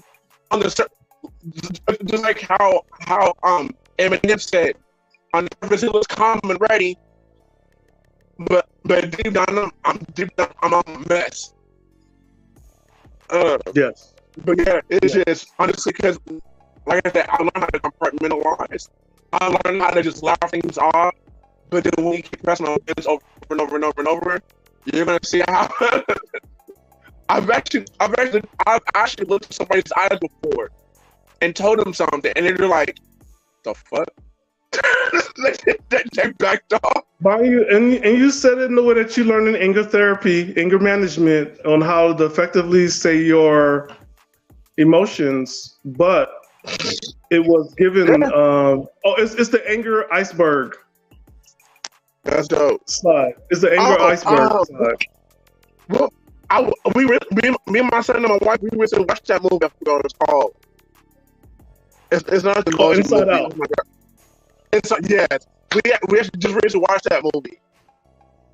My son was like, "I want to watch this movie." But yeah, like as a father, I want to read. Yeah, go ahead, Chris. No, but I'm saying like as a father, my son, he's still learning how to control his impulses and he's still learning how to control his impulses and his anger management. And as he gets older, I'm going to teach him how, because actually at a young age right now, I'm teaching him how to stop, breathe 3 to 5 times, breathe, and then talk very slowly. I'm teaching him how to compartmentalize. Yeah, that's good. That's good. Now, I'm going to read off what's on this anger iceberg. Now, imagine there's an iceberg that you see into the ocean, right? The iceberg itself that you see is anger. Can y'all hear me? And it's hold on, I think M3, the iceberg, the anger iceberg. I think scroll down. And it's underneath it, you'll see the person could be embarrassed. They can be scared. There's grief. There's shame. They've been tricked. Right. They're overwhelmed, frustrated, distrustful, depressed, disgust, attacked, grumpy, stressed, guilt, trapped, rejected, nervous, helpless, anxiety, exhausted, annoyed, trauma, disrespected, unsure, envious, disappointed, lonely, offended, uncomfortable, worried, insecure, regretful, hurt. Oh my gosh. That's a lot. Let me speak. Let me speak real quick. And a link. I just dropped a link. Everybody in the chat, come through if you like. I'm gonna say this, right? I think, especially because I heard you're building on the church thing. I think we have to have an understanding of, because I always say words are powerful. They have a meaning. So if a place is not acting like a church, you don't call it a church. You call it what it is, an organization. Yeah. So that's the organization. Because the church, the organization is about making money. It's about keeping the lights on. It's about keeping keeping people in seats. A church is about building community. It's about building a family. It's about building each other up. So if it's not showing you that it's a church, then you can't call it a church. You have to call it what it is, an organization. You know what I'm saying? And when you give it that definition, it brings clarity. You know what I mean? It brings a lot of other things to your mind. You know what I'm saying? So we have to have the understanding, man. We have to understand that these places that we have gone to, a lot of us, are not churches. They're just organizations. They're here to serve a bottom line. And once that bottom line is served, they moved on. You know what I mean? They move on with your money, your resources, and everything else. You know what I'm saying? With your health, they're not concerned with how you're doing. They're not concerned with any of those things. In fact, that's why they don't even ask. They're not even going to ask you how you're doing, because that's not their concern. Their concern is keeping the cash flow going. You know what I mean? Their concern is, can we get some new members so they can pay for my house? That's their concern. So we have to have an understanding of that. We have to have a clear and concise understanding of what these places are, the organizations. If it's really a church, then it's going to be about what a church is supposed to stand for. The church that stands for the principles of God or Allah or whoever, then they're gonna live by that, and the members are gonna live by that. If it's an organization, we're living by that paper. Right? Give me my money. Better have my money. You know what I mean? When I pass that collection plate, you better let it pass without you putting something in it. All right? And I want the money. I want the money that fold. Okay? I don't want no change. Give me the money that fold, baby. Look me up. You know what I mean? Don't play with my money. So that's the thing. We got to understand that. So we're dealing with these organizations. You know what I'm saying? You know, definitely call them what they are, and don't support them. Don't support them at any cost. You know what I'm saying? And their behaviors and the things that they're doing, you know what I mean, it's going to get dealt with. You know what I mean? Most of these organizations have a lot of big lawsuits and all types of stuff coming up. You know what I'm saying? Do your research. You know what I mean? And a lot of people have turned a blind eye. And for those of y'all who turned a blind eye to these lawsuits and you don't want to do nothing about it, you want to speak about it, you're a bigger part of the problem, just as the people have done the behavior. Because now we have kids involved. So ain't no more turning a blind eye. You know what I mean? Children are involved. Other women are involved. You know what I'm saying? People have been hurt. Ain't no more turning a blind. Ain't no more, I don't know. I don't want to hear that from nobody. You know what I'm saying? You know what I mean? And ain't no more giving these people money, you know what I'm saying, so they can continue to have this bad behavior. You know what I'm saying? No more money for them. No more. You know what I mean? The more money that you give them, the more they continue the bad behavior. Don't give them no more tithing or any of that. Because the more you do that, the more they'll continue to do what they're doing, right? And they're not going to change. Why would they? Why would they? You know what I'm saying? And they're going to continue to lie and use the Bible as a reference to lie to you. Yeah. And if you believe that, whew, man, foolish ain't the word. Foolish ain't the word. I can't. You're just a parasite. You know what I mean? You're just as parasitical as they are, if not worse. And I'm just gonna be honest. So stop supporting these organizations, man. You know what I mean? Stop supporting these organizations. I'm not gonna say their names because we're monetized. I don't want to get demonetized. But y'all know who they are because they will report us. I know that for sure. Because they're under hot fire and they're trying to bring anybody down with them. But you know what these organizations are. Stop supporting. I've talked to all my friends about it. I even told them on my birthday. I told them at different events I've been to this past month. And my message is, what are you going to do? What are you going to do? And can you please support these people? You know what I mean? Stop supporting them. Don't support them at all. Don't give them anything. Don't give them a donation. Don't give them a like. Don't give them a comment. Don't give them nothing. Don't show up to their events. Nothing. Not until they address this behavior. And that's what we got to start doing. When we go into these places and they call themselves churches, we got to hold them accountable. Look, man, y'all not living according to what y'all talking about. Y'all say y'all church, you're not living according to it. I'm spending my money in this. I'm giving you money. I'm giving you time, effort. I thought you cared about the kids and you hurting the kids. You hurting the women here? You hurting the men in here? That's not what the church is about. So we got to really, really address this, man. Stop letting them get away with this. I done been pulled away from them about 3-4 years ago. Cause I seen a boom about to happen. Before I left, I said, yeah, these places are gonna go down. I knew what they were about. Mm-hmm. So that's what we got to start doing. Start holding these people accountable, and start to report their behavior, especially the stuff they're doing towards women, children, and just anybody else. The stuff that I'm hearing is just egregious. It's beyond egregious. So I don't call them a church no more. I call them a organization. That's what they are. Oh, you already know. You know. Let me add on to this, Mr. Best. I'm glad that you spoke in that way, so people could actually learn how to like utilize that type of solution. Here's the thing, okay? And of course, I'm not saying we're never going to say no one's names. We're never going to slander or anything like that, okay? But you know that I know what y'all are doing.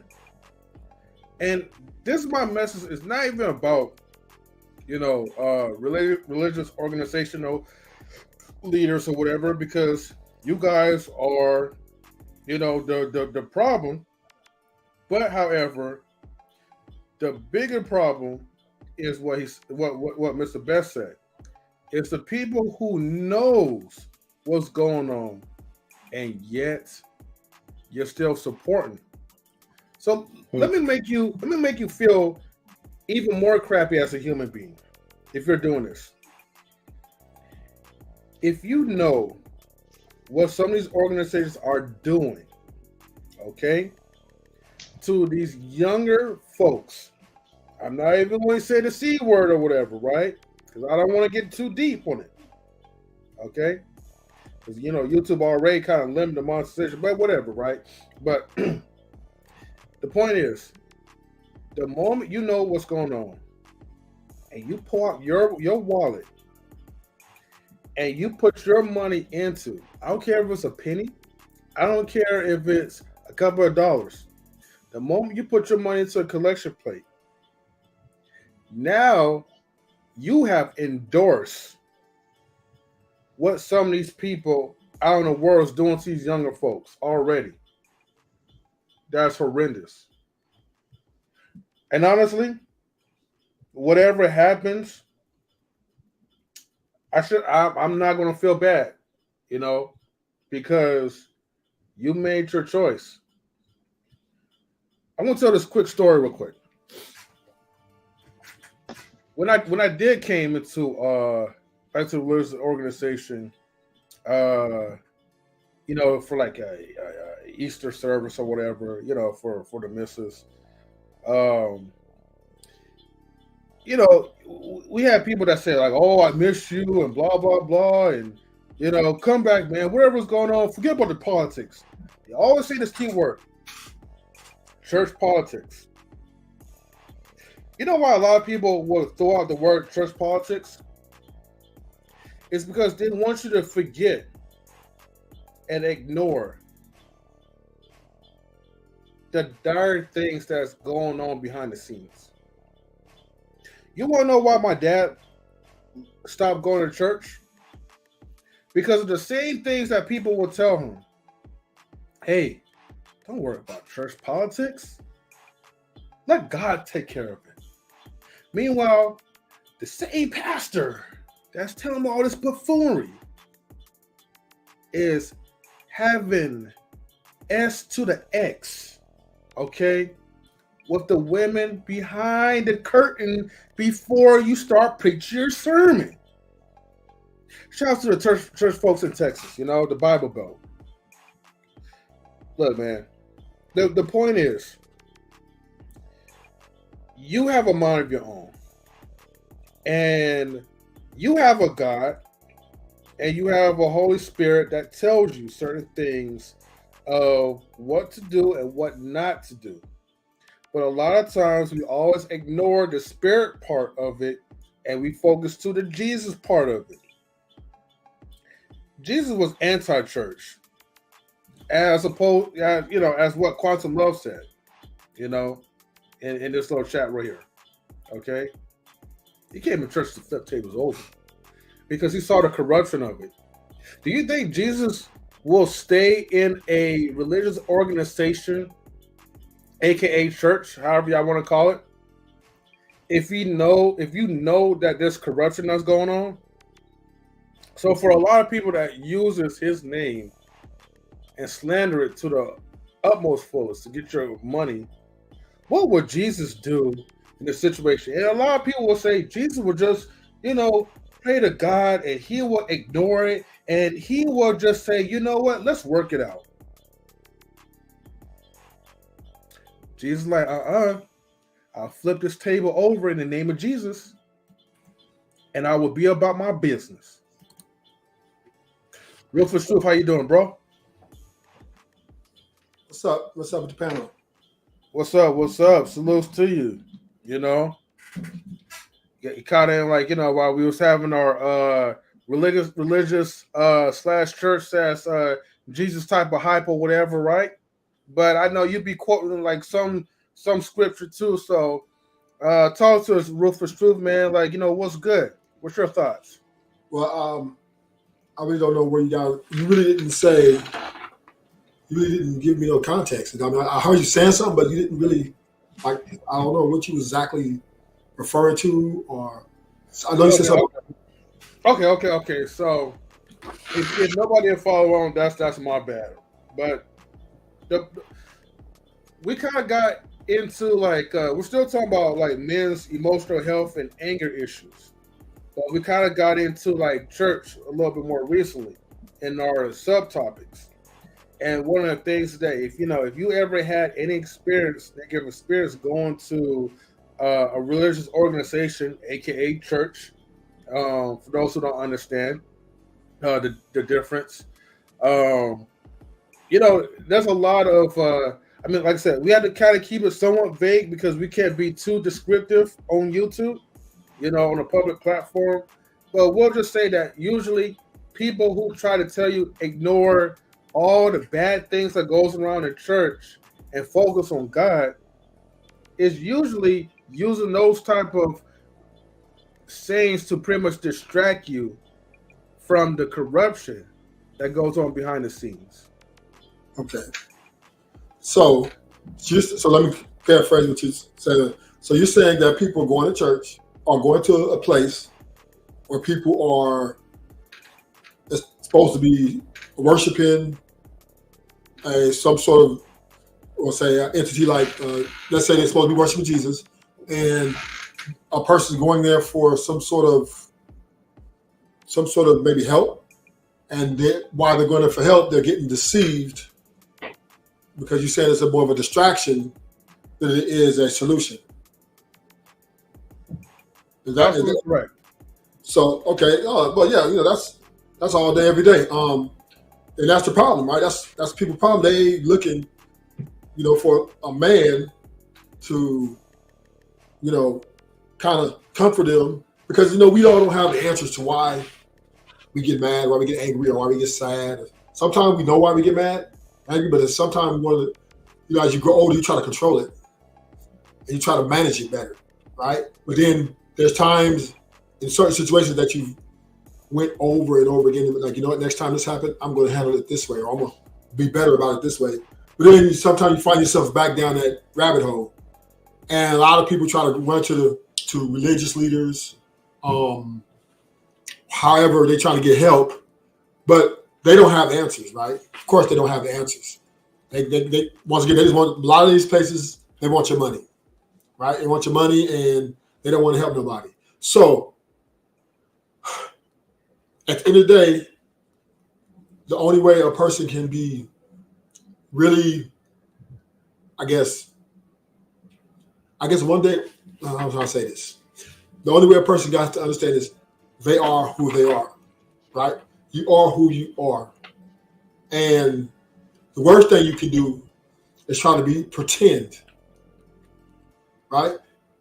The worst thing you got to do is pretend. Once you start pretending, then that's when you put pressure on yourself. You pressure, and then you get a little frustrated and you get moved really easy by things because you're like, damn, I'm trying not to be. I'm trying to be a good person, or I'm trying to be better at this, but this person keeps getting on my nerves, or I keep, this person picking on me at my job, whatever your situation may be. And you have to live in it. You know what I mean? You just have to live in it. And if you can suppress it, because maybe at your job, you don't want to lose your job, you're making money, or your relationship that you don't want to throw away, you're trying to work it out, then you have to understand there's sacrifices. And them sacrifices comes within you. You can't go to another man or a woman, right, to try to fix this, because they have their own issues too. They're just trying to pretend like they can fix it, but they can't fix it, right? Because behind closed doors, when you leave, they pulling out their hair and trying to figure out what's wrong with them. Like therapists, right? These pastors, everybody going to talk to the pastor, right? And the pastor end up like having sex with all the women. And, you know what I mean? All he want to do is lust, right? And so there's all these people trying to run to these religious organizations like they're the answer, and they're not, right? Only one can help you. The only one can really, really help you or put you in your place is God Almighty, your creator. Because that's the only one who can destroy you, right? And to him is all the answers. To him is who's not going to deceive you, right? He's going to give it to you like it is. Because you know all the wrongs that you've done in your life, right? Because God has told you, thou shalt not this and thou shalt not that, and you know you've broken those commandments. And that's the only one who can judge you, truthfully. That's the only one who can judge you. That's the only one who can have mercy on you. That's the only one that can give you hope or peace. You're not going to get in the building because they got a Bible and they're sitting there springing Jesus, right? Because they're just trying to, get in numbers and money. Because when you come in, you're not listening anyway. You're looking at, they just put an entertainment show on, a lot of singing, dancing, pretty girls, right? Like it's a damn club, right? So at the end of the day, and I'm not just saying that, just that also all the other religions too, all the other places too. No, man, you preaching. Go. Don't apologize. All these other places too, Hebrew Israelites. Hey! They're racist. So you want to come, hey, help me out, brother Hebrew Israelite, and he wants you, hate all white people. Like, damn, I've already got anger management problems. Damn. Now you want me to go kill all the white people? Oh, no, hell no, right? I got to direct y'all. You got the Nation of Islam, you got the 5%. Everybody's preaching hate. Ain't nobody giving you no solutions. The solution is go hate these people over here. You know what I mean? So bottom line is, at night when you close your door, the best way is when you close your door, with nobody around, and you know how it is, talking to God, right? Right, they're having that conversation. Yeah. That's the only way, at least you're going to be able to understand your position and what's best suitable. Because can't nobody, because number one, humans don't know the heart, right? They can't read your mind. They don't know, and they didn't create you. We didn't create each other. So we can't go in there and really fix each other. You know what I'm saying? We got to just try to deal with the best we can. Okay, I respect you, you respect me. Okay, cool. Some people we like, some people we just don't fucking like. That's just the way it is, right? You just said something that's important. You said you can't respect me and I can't respect you. And I think and that's a lot of times I think we as men, when we sense that disrespect from church, leadership it's a wrap. You can try to guilt me in with scriptures about forgiveness and I need to be loving and that's 77 times 7. No. Well, and you are like, you're doing too much. I gotta go. I need my relationship with God intact. I don't need a relationship with you to have a relationship with God intact. I won't cut you out. You're the middleman. The middleman was Jesus. You're not him. You're gone. And I'm going to build this relationship with God. Yeah, I mean, that's the only way you're going to, right? That's the only way you can do it. Because once again, man, let's keep it a buck. Let's keep it 100. We all sinners, right? We know that. We know that there's something wrong with us in the ways where we do things that, man, I fucked up. So going to a building where people are yelling and screaming about different things and not really addressing you, or maybe somebody can relate to you. But once again, it's not a solution. So all you can do, once again, is hope. Go in there in that closet, you know what I'm saying, and just do what you do. Do what you do and cut the rest of the people off, because you get them churches where in the buildings where they're going to have you doing all kind of stuff. They want to have you doing oh man, we want you to come up here. They're going to dip your head in the water. They want to dip your head in the water, and you speaking some very crazy language. And if you got other people, they put their hand on you. It's a lot of stuff, right? It's overwhelming. It's very overwhelming. Like, and at the end of it, I walk out, it may have a kind of a good feeling, but I still have my issues, and my issues are still there. So, as men, the best thing we can do is hold ourselves, I wouldn't say accountable, but more accept responsibility for our actions. The women, and they need to accept the responsibility for their actions as well as quit blaming men, right?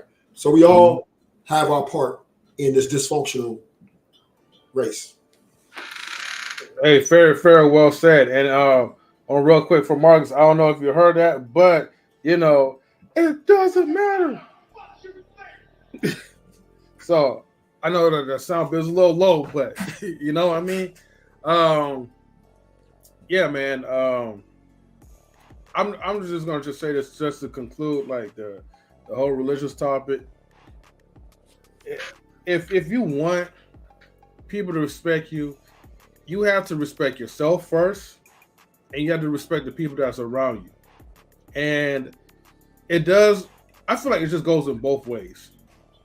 I know there's gonna be people that don't like each other, and that's cool or whatever. But I think that especially with black men, if we just have a certain level of respect for each other, then naturally women are going to respect us. And as a whole, if we respect each other and we fight for each other, then other people, they won't mess with us. Other people will then respect us. You don't have to like us, but you will definitely respect us. So I think that's the thing that people need to really, we as people really need to pull ourselves together on that one. But besides that, I mean, let's go back to the topic. Like, anger is never the best solution for men. We gotta make sure. Oh wait, actually, shoot, I forgot. Vaughn Eric is in there. Vaughn Eric, salute to my man Vaughn Eric. You know what I'm saying? Vaughn, what up, baby? What up, everybody? How you doing? Blessing to everybody in the chat. Blessings to you. Yeah, blessings.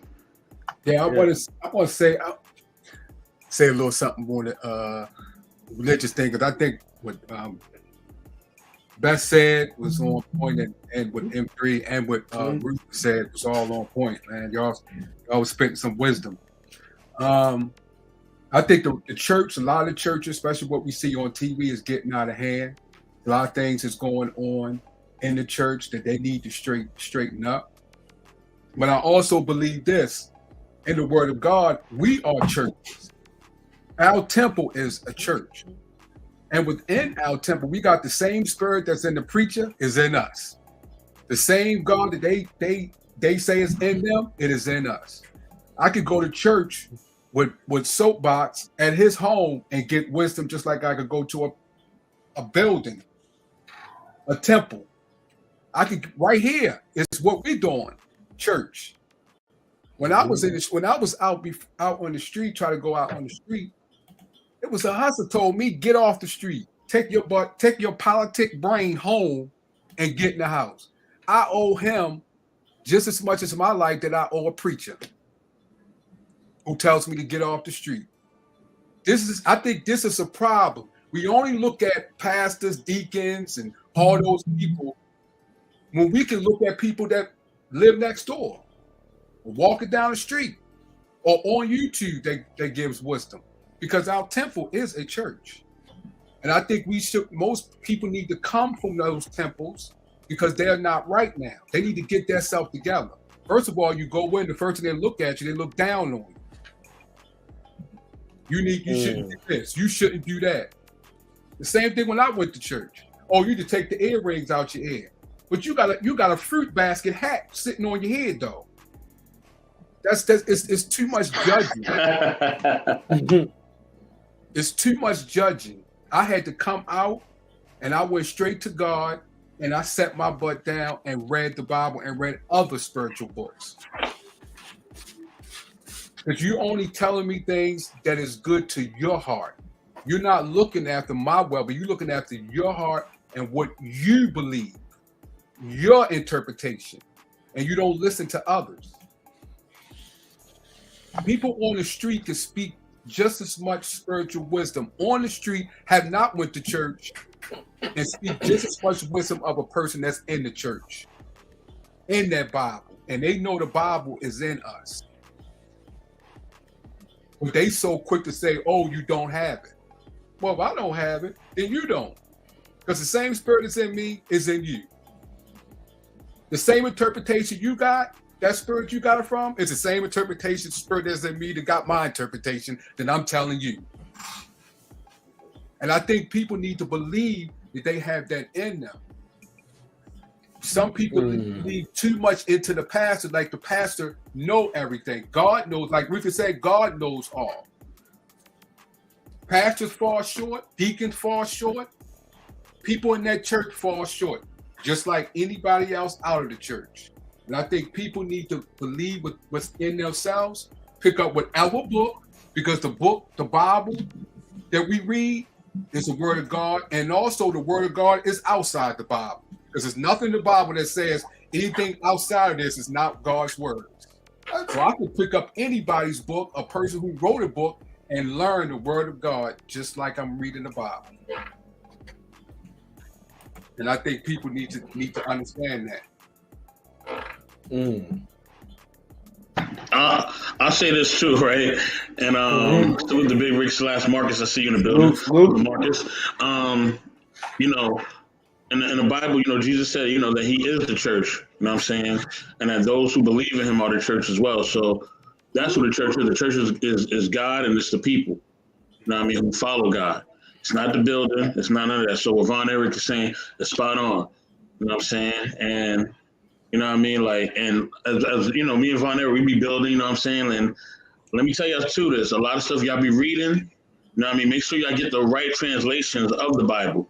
Make sure you get all the information from the Bible. Don't just go with the 66, but there's actually 88 books. You know what I mean? You know, Von Eric told me that as well. There's 88 books. So make sure y'all doing your research, you know, on Christianity or Islam or whatever you practicing. Do your full research. Don't believe what they're just telling you. Do your research. You know what I'm saying? You know what I mean? But I got to do my Von Eric voice. Von Eric be like 80 bucks, man. I told you, man. I told you.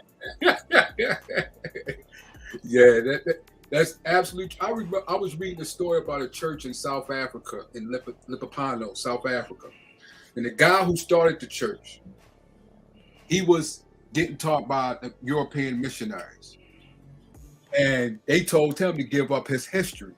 He was like, "No, I'm not going to give up my history and my culture where I came from."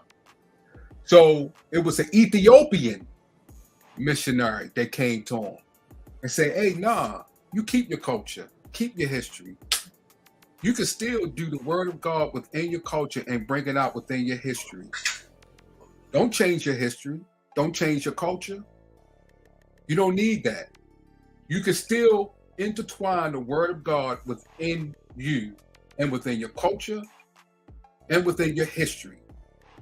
And now that church is one of the biggest church in South Africa today.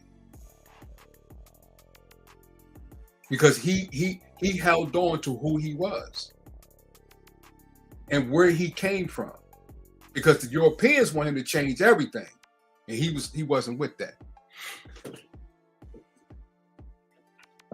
And I think that's what people need to understand.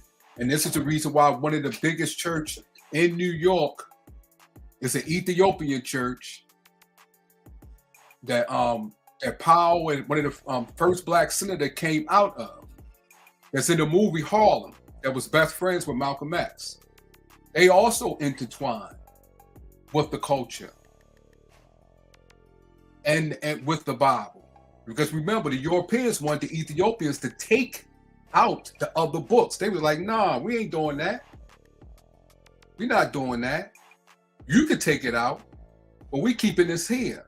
This is part of our culture. This is part of who we are. You do what you want to do. You leave us alone. That's why they never changed it.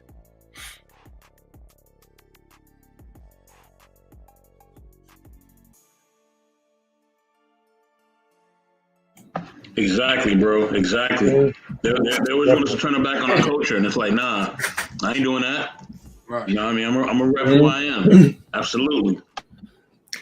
Yeah, man, it's important, man, to get in touch with your roots, because no matter what you read, if it's not matching with your lineage, you're going to read some part of misinformation, and that's probably the worst detriment for anyone, when you're trying to get into something and there's a lot of missing pieces into it.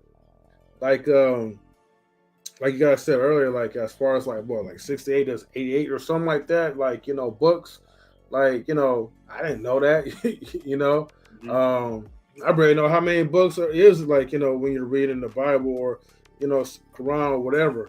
But overall, man, you want to make sure that when you're getting into something, make sure that you know what you're getting into.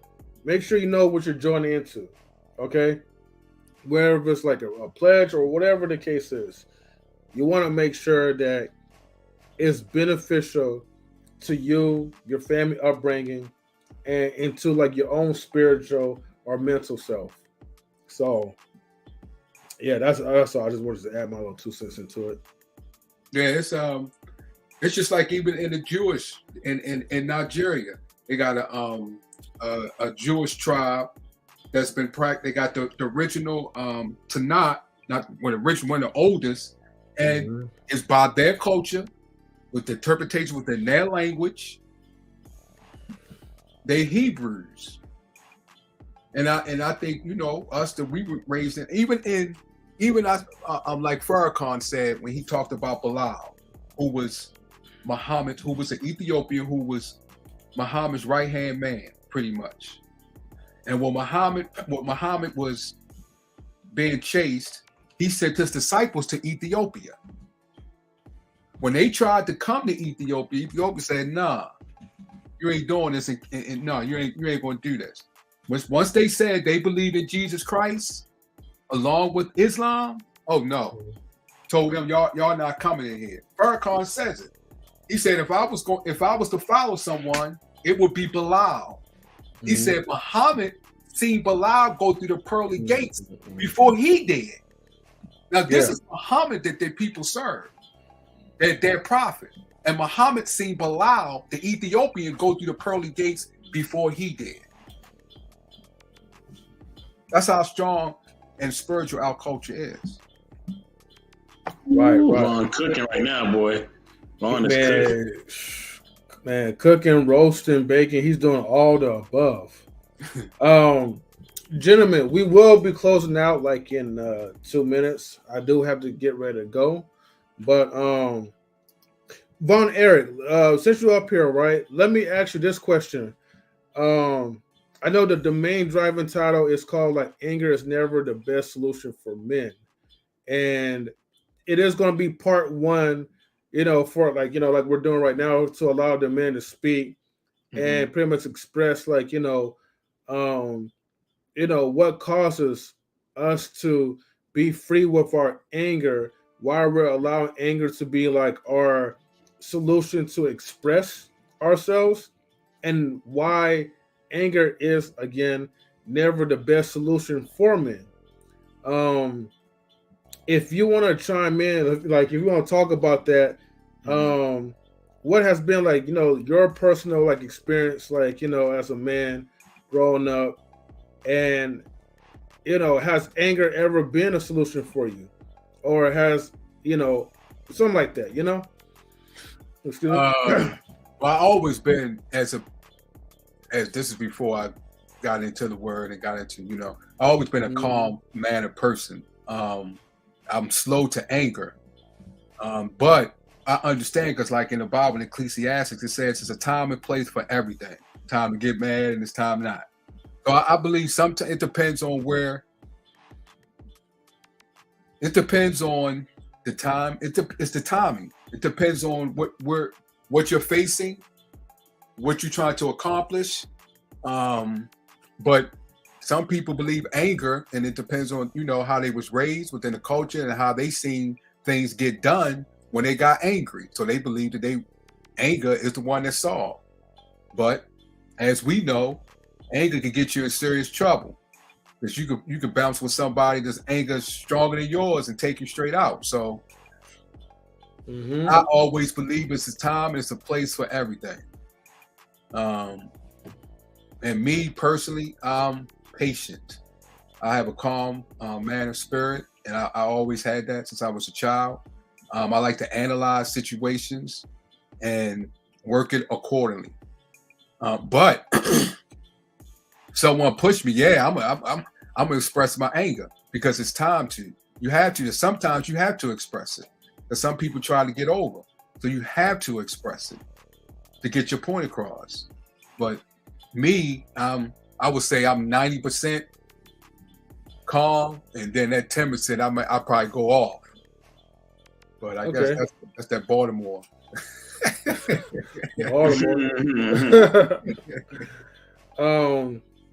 Okay, well, let me ask you one last question, and then we could be good to go. But can you give the viewers maybe a example of how to deal with conflict without with the refrain of getting angry? Oh, that's a good question. It depends on that's a loaded question. It was a good question. Depends on what type of conflict that you're being approached. Me, the last thing for me is to get angry, because I believe the anger, once you get mad and start hollering and that's all they see and hear. They don't hear nothing else. You could be speaking wisdom, but by you yelling, that's all they hear and paying attention to is your yelling or your cursing or your anger. They're not paying attention to the wisdom of the words that you're speaking. And I believe a calm manner can get the wisdom across so they can hear it and they won't get mad. Now, sometimes it depends on how the person is, their spirit, when receiving the words. What's going on in their mind, they don't really care. They like, hey, let me tell you something. I don't care what you're saying. I'm still pissed. I'm still, But me, I look at the situation, analyze it, like I said before, and go with a calm manner and try to solve a situation or speak wisdom and knowledge that way. Because I know that way, at least the words in a calm manner may calm the person down and for them to receive the wisdom that God given me for them. All right, cool. Thank you, Vaughn, Eric. No problem. Queen, salutes to you. We're about to wrap it up, but salute, Queen. Since you came up here, wake up, Starship Galactica. You about to crash out. You about to crash our plane, man. Well, I just need to come up and mess with M3 as usual. Give him a hard time, You will catch me on a sleepy note, right? But I don't know if you caught enough on a conversation, but not really. I was in salute to Key Monique. I'm sorry. Salute Key Monique. I didn't even see you up in here. Salute. Yeah, she came up here earlier, but thank you, Key Monique, for tuning in from the beginning to the end of the stream. Queen, real quick, so the title is anger is never the best solution for men, and we're gonna do a part 2 for the women to kind of talk your stuff as well too. But as a woman, right, in your opinion, why anger is never the best solution Like, why is it never good for a woman to be around with an angry man? I just think when you allow your emotions to get the best of you to that point, you just don't make the best decisions. You know, you're clouded by feelings, which feelings are real, but they're not concrete. They're just, they come and go. They're very fleeting. They're very what do you call it? Like, you can't rely on how you feel about something, because you know your emotions are your emotions. But you know, when you allow yourself to get to that point, it just takes you out of your character, and it just makes you do things that you may regret later, or that things you can't get back later. You know, think of how many people are deleted because, oh, you pissed me off and I done snapped for no reason, and now I'm coming back and I'm like, whoa, I really did that. You know, some people do have that aha moment, you know, that awakening. But yeah, I think it's always important just to try to keep a level head. I know when I'm angry, man, I black out, and and then the destruction that's left behind is crazy.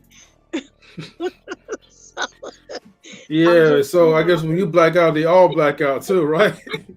You know, hey, you know, if you're in the path of Queen's blackout moment, I just want to apologize ahead of time. So I just really just try not to allow myself to get to that point, you know. So okay. All right, well, Queen, thank you for your What's up, Vaughn? Eric? I ain't seen you in a minute. What's up, Queen? I've seen your anger, so I know. Nah, you ain't. Hey, look, Vaughn. You heard the voice. Oh, I heard the voice. You ain't seen it. Oh, okay. Because even then, it's controlled. Oh, wow. So, yeah, Queen put that part of her to dead. You know, that part is buried. You know, I try not to resurrect her, because she's not a nice person. You know. But anyway, yeah, I just wanted to come up and say hello. You know, I saw it earlier, but I couldn't hop on. So yeah. No, it's all good. I mean, thank you for you know, being the first woman to you know, hop in after, like, you know, we had our discussion. You ain't gotta say all that. I'm not trying to be a victim of being blacked out too. Okay, I'll just give you your props. He's after you don't miss 4 hours of the stream. I appreciate you. You ain't got to go there, M3. Just say thank you. No, it's just only 2 hours and 7 minutes and 45 seconds, though. But you didn't miss 4 hours of it. You good. You know, you just catching the tail end of things. But it's all good. Yeah. Well, at least having come during the back chat when the stream was over, popping in, acting like I'm about to give an example, and you not live no more. No, yeah. But yeah, that's all I gotta say for the night, though. I do gotta get going though. But Mr. Best, do you have any final words you want to say or any questions? Thank y'all for tuning in on Delicious, man. We appreciate y'all. Thank y'all for showing us love, man. You know what I mean? I'm glad my man Vaughn Eric up here. You know what I'm saying? We definitely be chopping it up. You know what I mean? Salute to Stan for the topic. Salute to everybody who chimed in. Definitely like and subscribe, y'all, and definitely show your support, man. We appreciate y'all. Much love, y'all. Salute to Queen, too. Good to see you up here. Salute to Grizz, you know what I mean? And also salute to you. You already know. All right. So, yeah, like and subscribe, y'all. And definitely, we'll be back again with some more stuff for y'all. Later. Exactly. And please, everybody, subscribe to the Intellectual SoapBox, which is Mr. Best in the World's YouTube channel. So please make sure you do that. We're going to try to help him to get his channel monetized. It's a very dope show and very intellectual, and you will learn a lot from it. I need my checks. I need my checks from both. Go get it from Best, okay? Like, look, I'm coming to you first. Two ain't paying me enough. But with that being said, thank you everybody for tuning in, and we are out, everybody. Later.